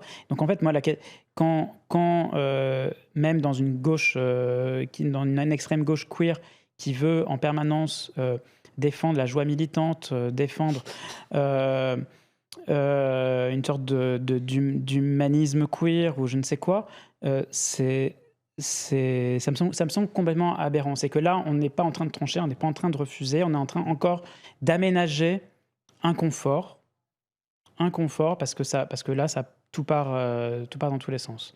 C'est compliqué, hein, je sais, parce que en plus on n'a pas les solutions et tout, mais après il y a quand même un truc, c'est répondre matériellement au problème des conditions d'existence. Là, ce qui se passe ces derniers temps, c'est que les questions de santé, les questions d'éducation, d'accès à la vie courante, c'est le délabrement le plus total, ça devient de plus en plus brutal. Pour moi, la seule solution, elle est là, hein, c'est répondre aux conditions matérielles d'existence, aux besoins, à ces besoins-là. Point barre. Le reste, c'est des questions de forme de vie et d'éthique et de tout ça qui sont aussi à construire. Mais c'est pour ça que je dis que ne pas rivaliser avec le fascisme, c'est qu'en fait, c'est pas tellement créer un nouvel horizon avec des perspectives et des rêves à atteindre et tout ça. C'est plutôt, c'est là, il y a des conditions matérielles d'existence qu'il faut répondre. Sinon, le malaise social va s'accentuer et le pire ne pourra qu'en découdre. On y voit aussi la tension un petit peu qu'il y a continuellement dans les milieux queer de créer des espaces safe, créer un peu justement ces petites utopies en fait ici et là, et la nécessité concrète de revenir au monde et de replonger dans le fait de la conscience qu'on est du reste de la société aussi et qu'on est comment dire, interpénétré de tout ce qui s'y passe, quoi. Et donc, vous parlez de la santé, l'éducation, etc. Moi, c'est ce dont je parle souvent comme de peut-être pas l'universalisme, mais l'universalité finalement queer, c'est qu'en fait, in fine, quand tu finis de dérouler la pelote de d'où vient l'oppression, d'où part, etc., tu reviens nécessairement en fait au soin général de la société et à comment sortir simplement, encore une fois, de ce nouveau ghetto un petit peu queer qu'on a tendance à se faire et avoir conscience que oui, en fait, on se bat aussi dans le même contexte que les hétéros, les cis, etc., quoi. Mais moi, ça m'amène aussi parce que c'est des questions qui me travaillent, mais c'est aussi traité dans le livre aussi comment le fascisme se bâtit sur le racisme et se présente comme le défenseur, non seulement, parce qu'on en parle beaucoup, non seulement des femmes blanches qui seraient violées par les Noirs et les Arabes, mais aussi des homosexuels blancs qui seraient menacés par les Noirs et les Arabes. Et alors, il y a tout un discours bien sûr, c'est ce qu'on fait sur toute la déconstruction des arguments de l'extrême droite, sur notamment la proportion à violer, où on montre que les statistiques sur les immigrés qui violent, ça oublie que beaucoup se fait dans la sphère domestique et tout. Mais est-ce que parfois on n'a pas tendance aussi à mettre de côté et à pas affronter aussi les contradictions qui peuvent exister, et parce qu'on ne sait pas trop comment l'affronter. Alors, on parle des homosexuels, tout le débat qu'on a beaucoup centré là sur les homosexuels qui deviennent de droite, mais aussi du côté des Noirs et des Arabes, et de cette tendance parfois à aller dans des politiques homophobes. On l'a vu avec Bassem, avec Alexis Chen, avec tous les influenceurs qui embrassent ces politiques homophobes. Est-ce que ça, c'est des sujets aussi que vous vous interrogez? Est-ce que vous avez l'impression que parfois, on le met sous le tapis parce qu'on a un peu... J'ai l'impression qu'on a trop peur de servir la soupe à l'extrême droite en affrontant ces sujets-là.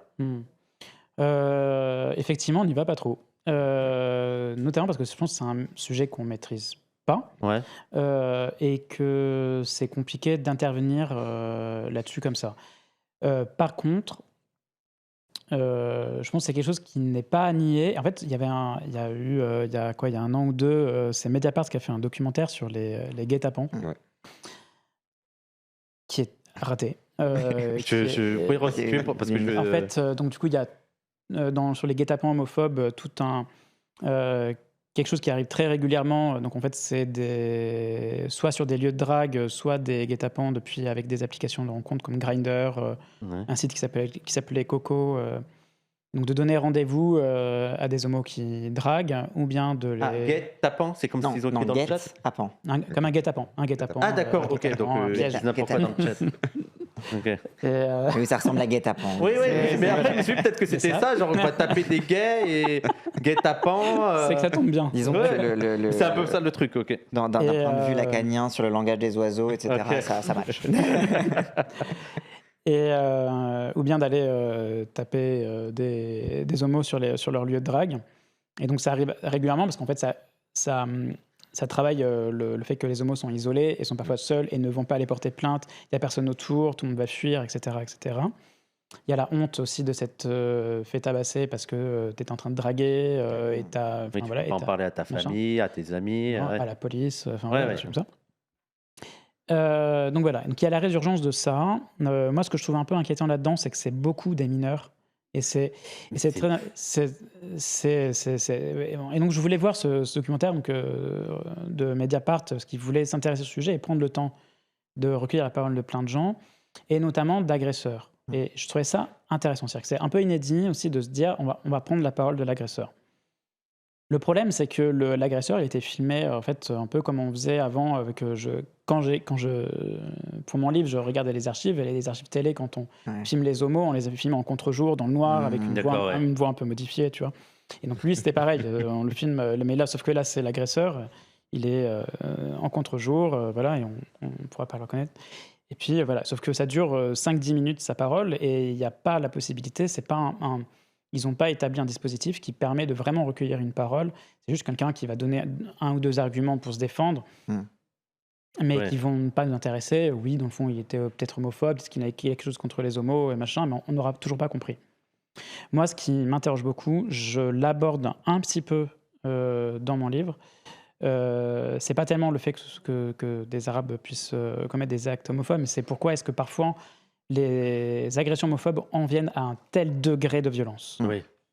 C'est quand même un déchaînement de violence qui, moi, me perturbe beaucoup, parce que c'est quand même, c'est pas rien, c'est pas juste, c'est pas simple de se dire que d'être traversé par un tel besoin de brutalité et de saccager Avec d'ailleurs souvent une la défiguration vie, du le visage, visage de etc. le visage il y a de quelqu'un. beaucoup de C'est quand visages même- qui est ciblé, ouais. C'est quand même un sacré truc d'y aller avec des bâtons, des masses, Ouais. briser les autres quelqu'un.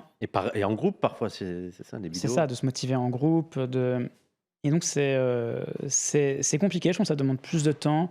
Je l'aborde moi un petit peu. Il y a quand même quelque chose qui, de l'ordre d'un dépassement, une sorte d'excès qui est ingérable et qui va passer par là pour s'exprimer, mais qui va aussi se retourner contre celui qui porte le coup. Je pense que c'est là où il devrait y avoir, je pense, aussi un intérêt sur les agresseurs. C'est que, évidemment, il faut protéger les victimes et les potentielles futures victimes, mais aussi, c'est peut-être bizarre ce que je veux dire, mais il faut aussi protéger les agresseurs. C'est-à-dire qu'en fait, c'est aussi contre eux-mêmes qu'ils font ça. Ils vont bousiller leur vie, ils vont finir en tôle. Ce qu'ils pensaient faire, ça va se retourner contre eux. Ça n'a aucune fin. Il n'y a aucune satisfaction là-dedans. Et il y a quelque chose qui est raté. Il y a qu'on a raté et que la société a raté. Et c'est là-dedans, je pense qu'il faut aller. Ça demande beaucoup plus de travail. C'est que des pistes, moi, que j'ai. Et pour l'instant, je n'estime pas avoir les moyens ni les compétences pour aller plus loin. Ouais. Mais c'est là, et je pense qu'il faut effectivement s'en soucier et arriver à le traiter, quoi. D'autant que ça soulève un peu un rapport à soi. Je sais que souvent, il y a un petit peu, on est pris dans le truc de dire il faut surtout pas dire que c'est par exemple, parce que tu as plusieurs types de guet-apens. Tu as les gens qui vont faire un date, voire même avoir des relations sexuelles et après tabasser la personne. On le trouve beaucoup dans les transféminicides notamment, mais aussi dans beaucoup de d'agressions homophobes, et simplement des gens qui vont aller en bande casser du pied à l'ancienne, tu vois. Et donc, tu as un petit peu tous ces trucs-là où parfois, si tu parles de la première catégorie de personnes, on va beaucoup te reprocher de dire « Ah, du coup, tu remets la charge sur « Ah, c'est la faute des homosexuels, ils ont tellement d'homophobie intériorisée que finalement, même les agressions homophobes, ça redevient de la faute des homosexuels. » C'est genre un petit peu ce truc-là où du coup, tu as du mal à aller taper dans ce qui interroge de soi et de l'identité propre, masculine en l'occurrence, tu vois, même si en vrai, dans le rapport à la lesbophobie, tu as aussi un peu ça, mais la violence est exprimée de façon différente, on va dire. Mais qu'est-ce qui va interroger soi? Et donc, tu as encore une fois la nécessité de défigurer l'autre, et aussi une défiguration de soi-même, un truc de ne pas se voir renvoyer le regard de l'homosexuel Ouais. sur soi. Enfin, tu as tellement de choses en fait à décortiquer qui dépassent tellement largement du fait de savoir est-ce que c'était des homosexuels refoulés, est-ce que juste c'est des Ouais. Arabes qui sont homophobes. Et le problème, c'est que comme la demande immédiate, c'est celle de la protection, donc la répression, on est toujours pris par le truc de « et en attendant, on fait quoi ?» Et du coup, la priorité à Et- se fermer en Et attendant. une fois que ça aboutit à la prison, c'est fini. C'est-à-dire qu'en fait, la question, elle est bouclée. Ça va pas. C'est aussi ça. Il y a le problème avec c'est la question carcérale aussi qui est le problème derrière, quoi. Ça ne résout strictement rien. Ça empire les situations. Et en fait, cet excès, il sera toujours là quelque part. Et cet excès-là, moi, je pense que c'est celui de la société. C'est un bagage historique, c'est qui est lourd et qui est là et qui va aller travailler les personnes et les individus. Mais c'est évident pour moi que c'est cet excès-là qui va s'exprimer dans l'agression et cette ultra-violence, c'est celui de la société. Il me semble dans la revue, il y a aussi un article qui parle de l'homophobie qui est importante dans l'entre-soi masculin qu'on a beaucoup, notamment dans le nazisme, notamment autour de cette peur de la féminisation et tout. Et donc, vu qu'il y a beaucoup un entre-soi masculin, qu'on est entre hommes, l'homophobie est là pour essayer de faire en sorte que, voilà, de surveiller chacun. Et tu parlais des jeunes et que c'est beaucoup des jeunes qui font des agressions homophobes, mais c'est vrai qu'on parle beaucoup de la jeunesse qui serait beaucoup France Insoumise ou de gauche, mais je suis aussi effrayé par cette propension à gauche et qui peut, chez les jeunes, et qui peut aussi toucher des gens de gauche, d'être dans la répression de ouf. Donc il y a eu sur les homosexuels, mais il y a presque des trucs qui sont acceptés à gauche sur la chasse aux pédophiles.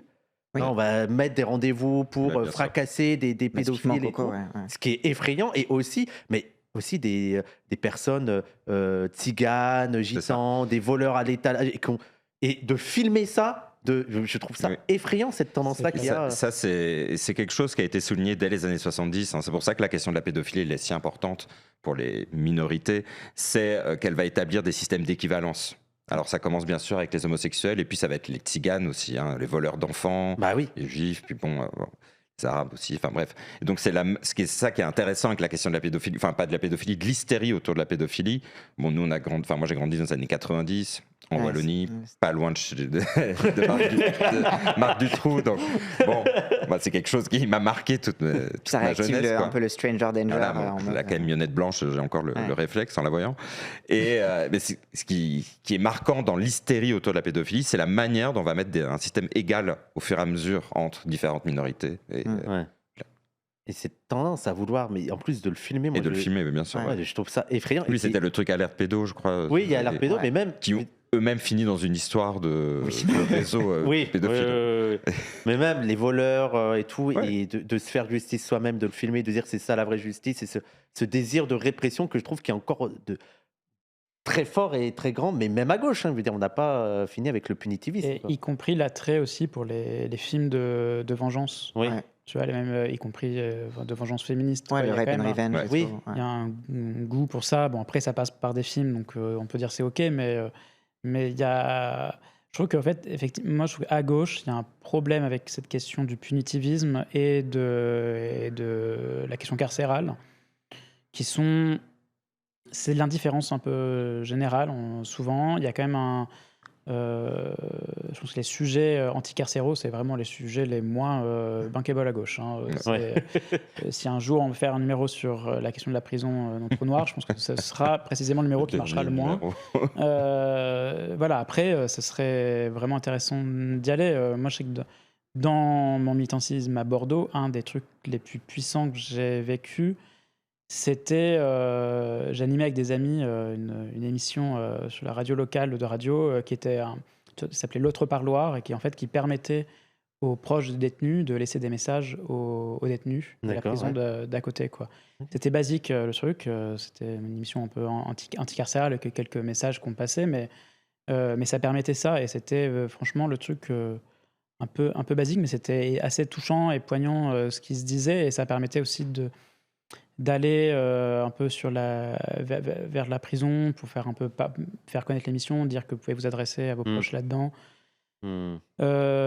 Voilà et je pense que sauf que ça, c'est des trucs qui sont très souvent, enfermés dans une sorte de petits cercles, souvent d'anarcho-autonomes qui vont faire ça, les gens de l'Envolée, par exemple, du magazine L'Envolée, qui font aussi de l'émission radio et une revue papier, donc voilà, c'est vraiment des tout petits trucs avec pas beaucoup de moyens, voilà, mais je pense que c'est un des sujets les plus importants et Ouais. d'aujourd'hui, hein, la Bah, parce que j'ai l'impression, mais pour revenir, enfin parce que ça revient avec le truc de la chasse aux pédos, c'est qu'il y a un fantasme de la violence autorisée, et je trouve que ça touche un petit peu aussi à l'article sur le sadisme des classes moyennes, où tu as un peu ce truc-là de, bah, typiquement quand tu vas voir beaucoup sur le pédopiégeage, il va y avoir une violence inouïe, mais comme c'est une catégorie qui a été désignée Oui. comme méritant cette violence, bah, du coup, du coup, tu peux la filmer, tu peux la revendiquer, et tu vas en revendiquer l'impunité. Mais pareil pour la prison, où, bon, des blagues de tu fais glisser la savonnette sous la douche, au truc de oh, mais de toute façon, ils l'ont mérité, et puis de toute façon, c'est pas le Club Med, etc. Enfin, tous les éléments de discours qui vont aller justifier en fait la violence sur les corps incarcérés, c'est aussi ce truc-là de. On ne veut pas, enfin, on évacue pas totalement la violence et on veut la concentrer sur des cibles autorisées. Et ouais, on renoue un petit peu avec ce fantasme et un on veut peu pas faire du le sadisme, quoi. procès de ce qui est autour de l'individu. C'est-à-dire qu'en fait, on fait le procès d'un individu, on fait son Oui. portrait psychologique, on va faire De mon, ouais. on va, c'est lui qui va finir en prison, mais en fait, on ne On va le fait, ça décorer, serait on va le intéressant de sortir. faire parfois le procès de ce qui entoure, du contexte, et quand je parle le contexte, je précise parce que je pense que, voilà, par exemple sur la question des Arabes, je pense que pour beaucoup de gens, le contexte, ça va être la religion, par exemple. Et voilà. Moi, quand je parle du contexte, je parle de la société. Bah oui. En fait, c'est comment aussi, elle-même, la religion est prise dans la répression de la société, etc. Et la question du poids historique aussi qui pèse dans les existences. Il y a des pulsions fascistes à gauche. Mais oui, les chasseurs de pédos, moi, Ouais. je les vois. Moi, ce qui m'énerve, c'est de faire croire qu'ils font ça pour le droit des enfants Bien et sûr. tout. Oui, grave. Vous avez juste envie de tabasser des gens et c'est juste la catégorie de personnes où vous savez que personne ne va rien vous dire parce que c'est le lit de la société. Et voilà, mais c'est vraiment moi, je suis fasciné par ça. C'est vraiment, ils veulent juste tabasser. Il y a une phrase que vous dites, c'est ni repli identitaire, ni innocence. Vous pouvez me l'expliquer un peu plus? Qu'est-ce que ça veut dire? Euh, C'est dans l'introduction. ouais. Eh. Euh, Parce qu'il y a aussi un mot que vous utilisez, c'est aussi désidentification. Est-ce que c'est ouais. lié aussi avec ce truc de ni repli identitaire? Qu'est-ce que ça signifie? Je pense que c'est une manière de dire que je pense que la question on ne s'en sortira pas juste avec la commu, ce qu'on appelle la commu queer, la commu LGBT, en se renfermant là-dedans. Je pense qu'on y arrivera en articulant notre lutte à d'autres et en l'articulant intelligemment, pas juste sur des moments un peu opportunistes où il faut faire nombre à ce moment-là, machin. Ce serait d'articuler un peu les choses. Et l'innocence, c'est de ne pas croire que parce qu'on lutte contre le fascisme, on doit se sentir du bon côté. Ouais. Il y a, Oui. et notamment, c'est ce qu'on voulait, on va en remettre une couche sur la joie militante, mais c'est ne pas croire qu'il y a des bons affects et des mauvais affects, et que nous, on pourrait s'en sortir en cumulant les bons affects et en enlevant les bons affects. Et d'où le truc aussi du développement personnel et machin. Donc oui, il y a du fascisme à gauche, mais il suffit pas juste de se purger soi-même dans son petit intérieur pour croire qu'on va avancer et qu'on va vraiment lutter contre le fascisme aujourd'hui. Notamment, il y a un truc, c'est une manière de dire aussi que on peut essayer de penser la violence politique et l'usage de la violence politique. C'est pas parce que la violence, c'est pas un attribut du fascisme. Oui. La politique, c'est l'administration de la violence. Donc en fait, il faut juste décloisonner la manière dont ce qu'on entend par violence, ce qu'on entend par violence légitime et violence illégitime. Voilà, parce qu'en fait, il y a par exemple un discours assez récurrent, par exemple sur les groupes antifa quand ils vont défoncer des fafs. C'est à gauche de dire mais c'est encore une preuve de la virilité, il faut en finir avec ça, c'est la reproduction. La violence des hommes encore. Voilà. Franchement, la réalité des groupes antifa qui font ça, c'est beaucoup de gens qui vivent en squat, qui mettent en place des dispositifs d'entraide, de solidarité. C'est une précarité, c'est quand même aussi. Oui, il y a un autre travail à côté. C'est éprouvant aussi comme mode de vie, mais c'est aussi plein. Presque la violence physique, c'est juste la partie émergée de l'iceberg. Hyper fine, hyper importante. Et parfois, il faut pouvoir donner des coups. Enfin, c'est quand même. Contre un fasciste, voilà. On parle souvent de résistance. La résistance, elle a pris les armes. Enfin, c'est quand même. Et c'est juste qu'on est dans une période où l'action des armes n'est plus là, n'est plus en circulation. On fait plus l'armée, on fait plus tout ça. Mais même tous les comment dire.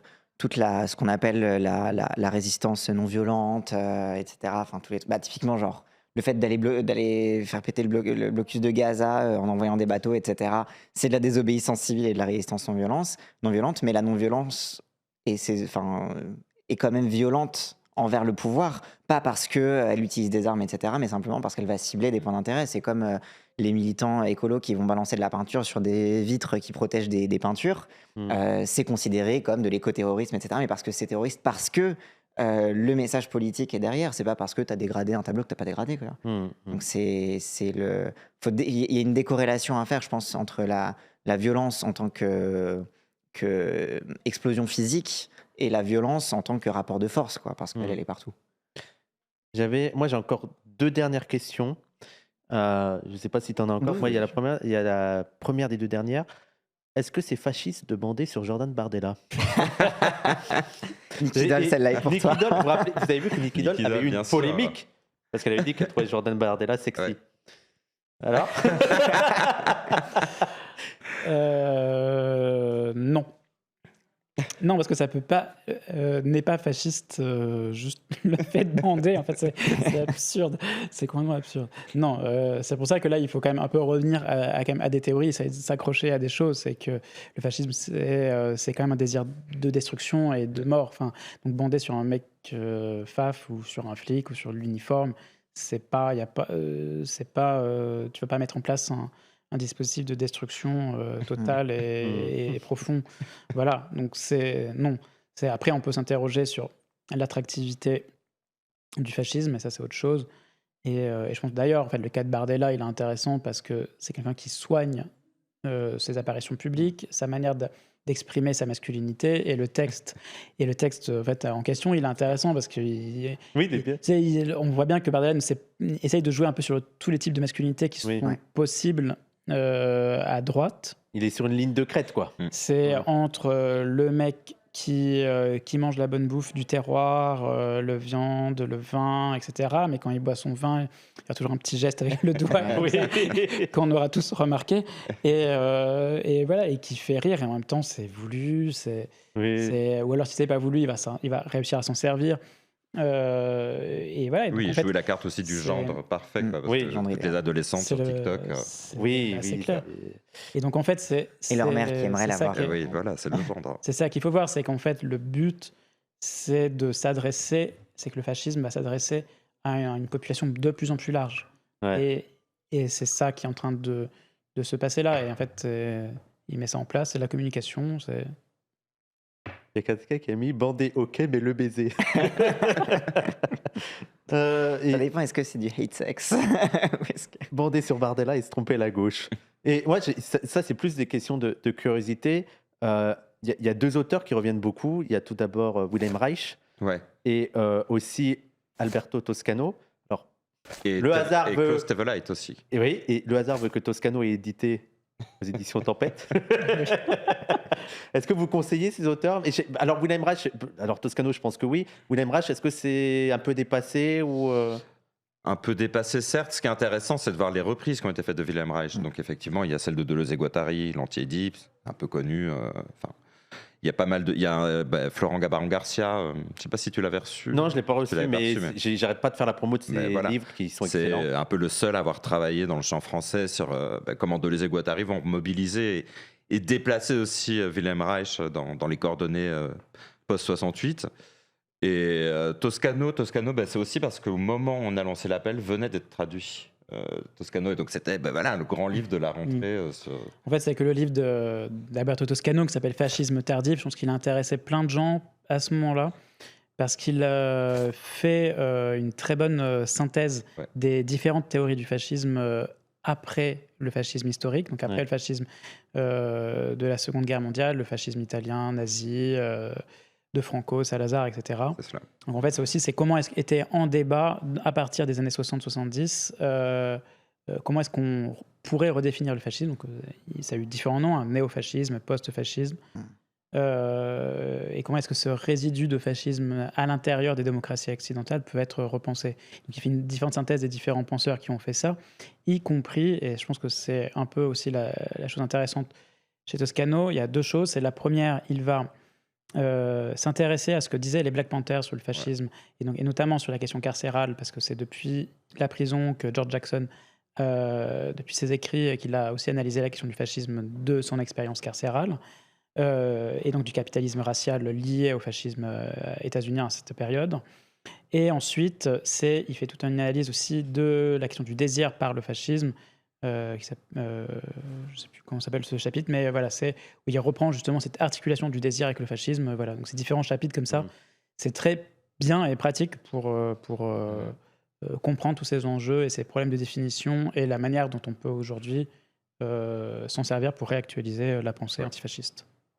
Non, ne confondez pas, il y a deux Alberto Toscano. Il y a un petit vieux italien qui a l'air très sympathique, hein, mais ce n'est pas lui. Voilà, merci beaucoup Di Gebor qui a mis le livre aux éditions Tempête. On va toucher à la fin de l'émission. Juste, les gens, n'hésitez pas à faire des petits dons, n'hésitez pas à faire des bits. Et je ne sais pas si tu as une dernière question, Cassandre. Bon. Est-ce que il y a une dernière remarque à faire, quelque chose qu'on a oublié, quelque chose qui vous semble qu'on n'a absolument important pas dit et qui vous gratte là une pulsion. Ouais, que j'ai oublié, que je n'ai pas dire. Tu n'as pas posé cette question, Wissam. Alors aussi sur les. Alors je refais de la promo là pour ce 5e numéro de Trou Noir, Pulsion fasciste. C'est le 5e numéro, ça veut dire qu'il y en a eu d'autres avant. Je crois que les 2 premiers sont épuisés. Le premier est épuisé. Le premier est épuisé. Il y en a un autre. C'est quoi? Il y a un sur les archives. Alors le Trou Noir numéro 1 qui est épuisé, c'était sans thème. Le deuxième, vous en avez encore, mais il y a on en a chez nous. Ramenez la prochaine. Yes. Le deuxième s'appelle Aimons-nous le sexe, et donc c'était une manière de reposer un peu de manière politique. Comment est-ce qu'on pourrait rendre puissant la question du sexe. Le troisième, c'est sur les archives et la mémoire et le conflit mémoriel. Donc sur la question un peu brûlante des archives actuellement et de qu'est-ce qu'on fait des différents héritages politiques historiques qui nous parviennent aujourd'hui. Ensuite, le quatrième, c'est sur Marseille. Sujet, désir et désordre. Sujet compliqué sur à la fois l'attractivité de Marseille pour les queers et on essaie de mettre les pieds dans le plat pour voir ce que ça pouvait susciter comme question. Tout le monde s'est barré à Marseille après le Covid. Voilà. Et c'est beaucoup de queers sont barrés à... Je ne savais pas qu'il y avait une tendance comme ça. Il y a eu un exil massif des Parisiens. Beaucoup d'artistes. D'accord. Et beaucoup de queers en général, mais bon, après, c'est en fait surtout beaucoup sont revenus. En fait, beaucoup de Parisiens y sont allés. Oui, voilà, c'est ça. En fait, c'est juste que ce qui se passe aussi, c'est que les queers sont peut-être plus visibles parce qu'on les repère plus à leur manière de s'habiller que les autres qui se font plus dans la masse. Totalement homophobe. On peut le dire. Nous, on a le droit, voilà. Et donc, voilà, on arrive à celui-ci. Le suivant, ce sera sur la vieillesse. Oui, ça a l'air trop bien. Les approches dissidentes de la vieillesse. Qui sort au printemps. Et encore après, ce sera sur la question de la stratégie de la visibilité. Et des captures institutionnelles. Voilà. Et vous êtes aussi une maison d'édition, au final, parce qu'il y a aussi un livre, c'est de Fatal, non? Oui, il s'appelle Fatal, de Gorge, qui est un livre de poésie. Et il y avait une question, j'avais oublié de le poser, mais oui, pourquoi Trou Noir? Vous savez, il y a quelqu'un qui a dit ce n'est pas un clin d'œil à renflement brun et une référence à une partie du corps. Ah bah oui, ça peut être ça, ça peut être complètement... on aimait bien le l'aspect métaphorique Si on le du connaît, si on le terme. connaît suffisamment, on sait qu'il est pas Le trou totalement noir, c'est dans l'espace, c'est ce qu'on ne peut pas vraiment connaître. Si on s'en approche trop, on disparaît avec. Et puis, oui, ça peut symboliser l'anus, ça peut symboliser tous les orifices. Ouais. Et c'est aussi, en fait, la question de la menace, c'est qu'en fait, c'est l'impression. Je pense que dans la sexualité homosexuelle ou même féminine, il y a cette idée que le corps féminin, le corps homosexuel va avaler et vous faire disparaître. Et, voilà. Oui, avec le vagin Adam, etc. Il y a toute une angoisse de... Comment on appelle ça? Je sais pas, il y a un terme pour ça, mais comment dire, du vagin qui va avaler justement la Vagina virilité. dentata. Quoi? Le vagin Adam, alors tu veux dire le Oui, vagina mais c'est dentata la circon-truc. Bon, je sais pas, enfin le fait de Noir. prendre, quoi, Ouais. mais par l'intérieur. Trou noir, ça aspire et se transforme. Alors, j'y connais tellement rien à tous ces trucs. Il y a 4 ans, j'étais persuadé, non, il y a 2 ans, j'étais persuadé que c'était toi qui avais trouvé le nom de trou noir. Parce que tu c'est vrai écrivais que c'est un beaucoup concept de autour de Guattari. l'anus et tout. Je me suis dit, ok, trou c'est un noir, concept de anus, Guattari je pensais aussi, que c'était. Mais, Circlusion, voilà, exactement. Circlusion, Merci Aurélien. mais donc, c'est un sujet qui revient souvent dans les théories queer, c'est pas. L'anus, Ouais. quand même, ouais. Faut le dire, Ouais. Oui, c'est très présent chez Guy Hockenheim, c'est présent chez Léo Bersani. Beaucoup, c'est que c'est le lieu qui fait le plus peur, je pense, dans la sexualité, Et qui fait le plus fantasmer aussi. et qui fait fantasmer, et qui est l'organe pour lequel en fait, on a l'impression qu'il n'a qu'une seule fonction et qu'en fait, Oui. peut-être qu'il pourrait en c'est avoir d'autres. Par là que commence l'apprentissage du corps aussi, puisque quand on a un enfant en bas âge, la première chose à lui apprendre, c'est aller à selle. Quoi. D'accord, ok. Et l'apprentissage de la rétention. D'accord, Et d'accord. donc, effectivement, pour les freudo-marxistes, pour Ouais, c'est un Freud qui point. disait argent égale merde, c'est une équation qu'il a posée, et dire, Oui. voilà, cette manière de retenir, d'apprendre la rétention anale est aussi une manière d'apprendre la rétention financière, etc. Bon. Il y a des marxistes, ils doivent se faire des syncopes Ouais, en mais écoutant bien les théories. Il y a des marxistes que tu aimes bien quand même. Toi, tu es un peu léniniste. Vous êtes. Léniniste, non. Plutôt, Lui, oui. C'est vrai, mais moi je touche un peu, enfin je mange un peu partout, quoi, mais ça c'est mon côté belge. J'ai pas cette névrose française de devoir absolument Mais, être accroché fixement à quelque chose. mais vous ressentez un peu. Parce que moi, j'ai l'impression parfois il y a un vrai mépris de marxistes. Je Mais- vais pas citer des noms, mais j'en ai discuté avec Satan. Je dis demain, on va parler de psychanalyse et de Deleuze, un peu en mode. Bon, je sais pas. Moi, je j'éprouve pas vraiment le besoin d'opposer le marxisme à tout ça. Il y a de fait, en fait, si on va sur ces questions-là, c'est aussi parce qu'on sait elles seront pas traitées si on le fait Oui, pas. bah, c'est ça le truc. Et voilà, il y a un moment où les marxistes n'ont pas traité ce sujet-là, et c'est pas très grave. Voilà, c'est pas. Mais on peut pas tout traiter. Moi, c'est ça le truc. On ne peut pas Non, tout mais c'est traiter. parce qu'il y a aussi une prétention chez certains marxistes que tu peux tout lire dans Marx, un rapport biblique un peu à Marx, alors La que du coup, si tu totalité, oses toujours. dire qu'il y a des trucs que Marx n'a pas pu expliquer, du coup, tu te prends une volée de Après, bois vert. Bah, il y a quoi, aussi, pour moi, il y a aussi le truc de la scientificité à laquelle Ouais. ils Oui. sont déboussolés et qu'on parle juste, on va tenter des trucs, on va Ouais. expérimenter, on va spéculer, ça les effraie. Alors non, nous on a une théorie scientifique, on y tient. Après, voilà, les auteurs qu'on lit sont aussi des lecteurs de Ah, Marx. bien sûr. Hockenheim Bien sûr. était un marxiste aussi. Ah Enfin, bah oui, il venait plutôt tendance Mao à une certaine période, mais voilà, c'était en fait, même les militants des années 70 venaient très souvent des groupes marxistes de gauche marxiste, et ensuite sont allés au phare, quoi. Mais moi je suis ça- pour qu'il y ait le retour la- du la dialogue. façon, c'est- Mais en fait, le retour C'est enrichissant, quoi. du marxisme comme évidence, quoi. C'est-à-dire que si tu prends d'autres centres d'intérêt, d'autres façons d'analyser, qu'on parte du principe que bah oui, c'est bon, on est tous marxistes, on part de là et puis on va pas, voilà, on va pas continuer de faire le tour du. Eh ben écoutez, on va terminer sur ce mot. se terminer. On va se terminer. Ça c'est un projet, après on en discutera. Je rappelle ce numéro de Trou Noir, Pulsion fasciste. Ouais. Il y a les 4 numéros qui sont encore publiés. Le premier, Ouais. il n'y est plus. Vous n'allez pas le réimprimer. Ça coûte trop Non. cher. Je pense pas, ça coûte très cher. Ouais. On verra peut-être dans 10 ans si. Ouais. Et bah premier Mais- arrivé, premier servi, le Il y a chat. aussi, oui, je suis désolé, c'est comme ça. L'exclusivité, Après, il y a- il peut être présent encore dans quelques librairies Ouais. qui l'ont pas, Oui. qui l'ont pas encore écoulé en stock. Voilà. Ouais. Il Ah, est mais revu et c'est dingue, il présent était en encore- librairie et disponible sur notre site. Elle est en commande sur notre site aussi. Et allez voir aussi les articles. Alors, il y en a moins maintenant, ça va être plus ces trucs d'actualité, mais il y a encore les articles Ouais. que vous pouvez lire. 15 €, c'est pas cher, surtout quand on voit votre modèle ça. économique. Je rappelle, ce sont des gens qui payent leurs contributeurs. Je veux le souligner parce que c'est quand même extraordinaire. Merci. Il y a aussi ton livre aux éditions Divergence, Ouais, la La gamme. Gay Panique. Toi, bientôt. On Météore. croise les doigts. Merci encore Cassandre. Merci à Bon, tout le merci monde. à toi, Wissam. Merci à vous. Merci à vous. Salut. Salut.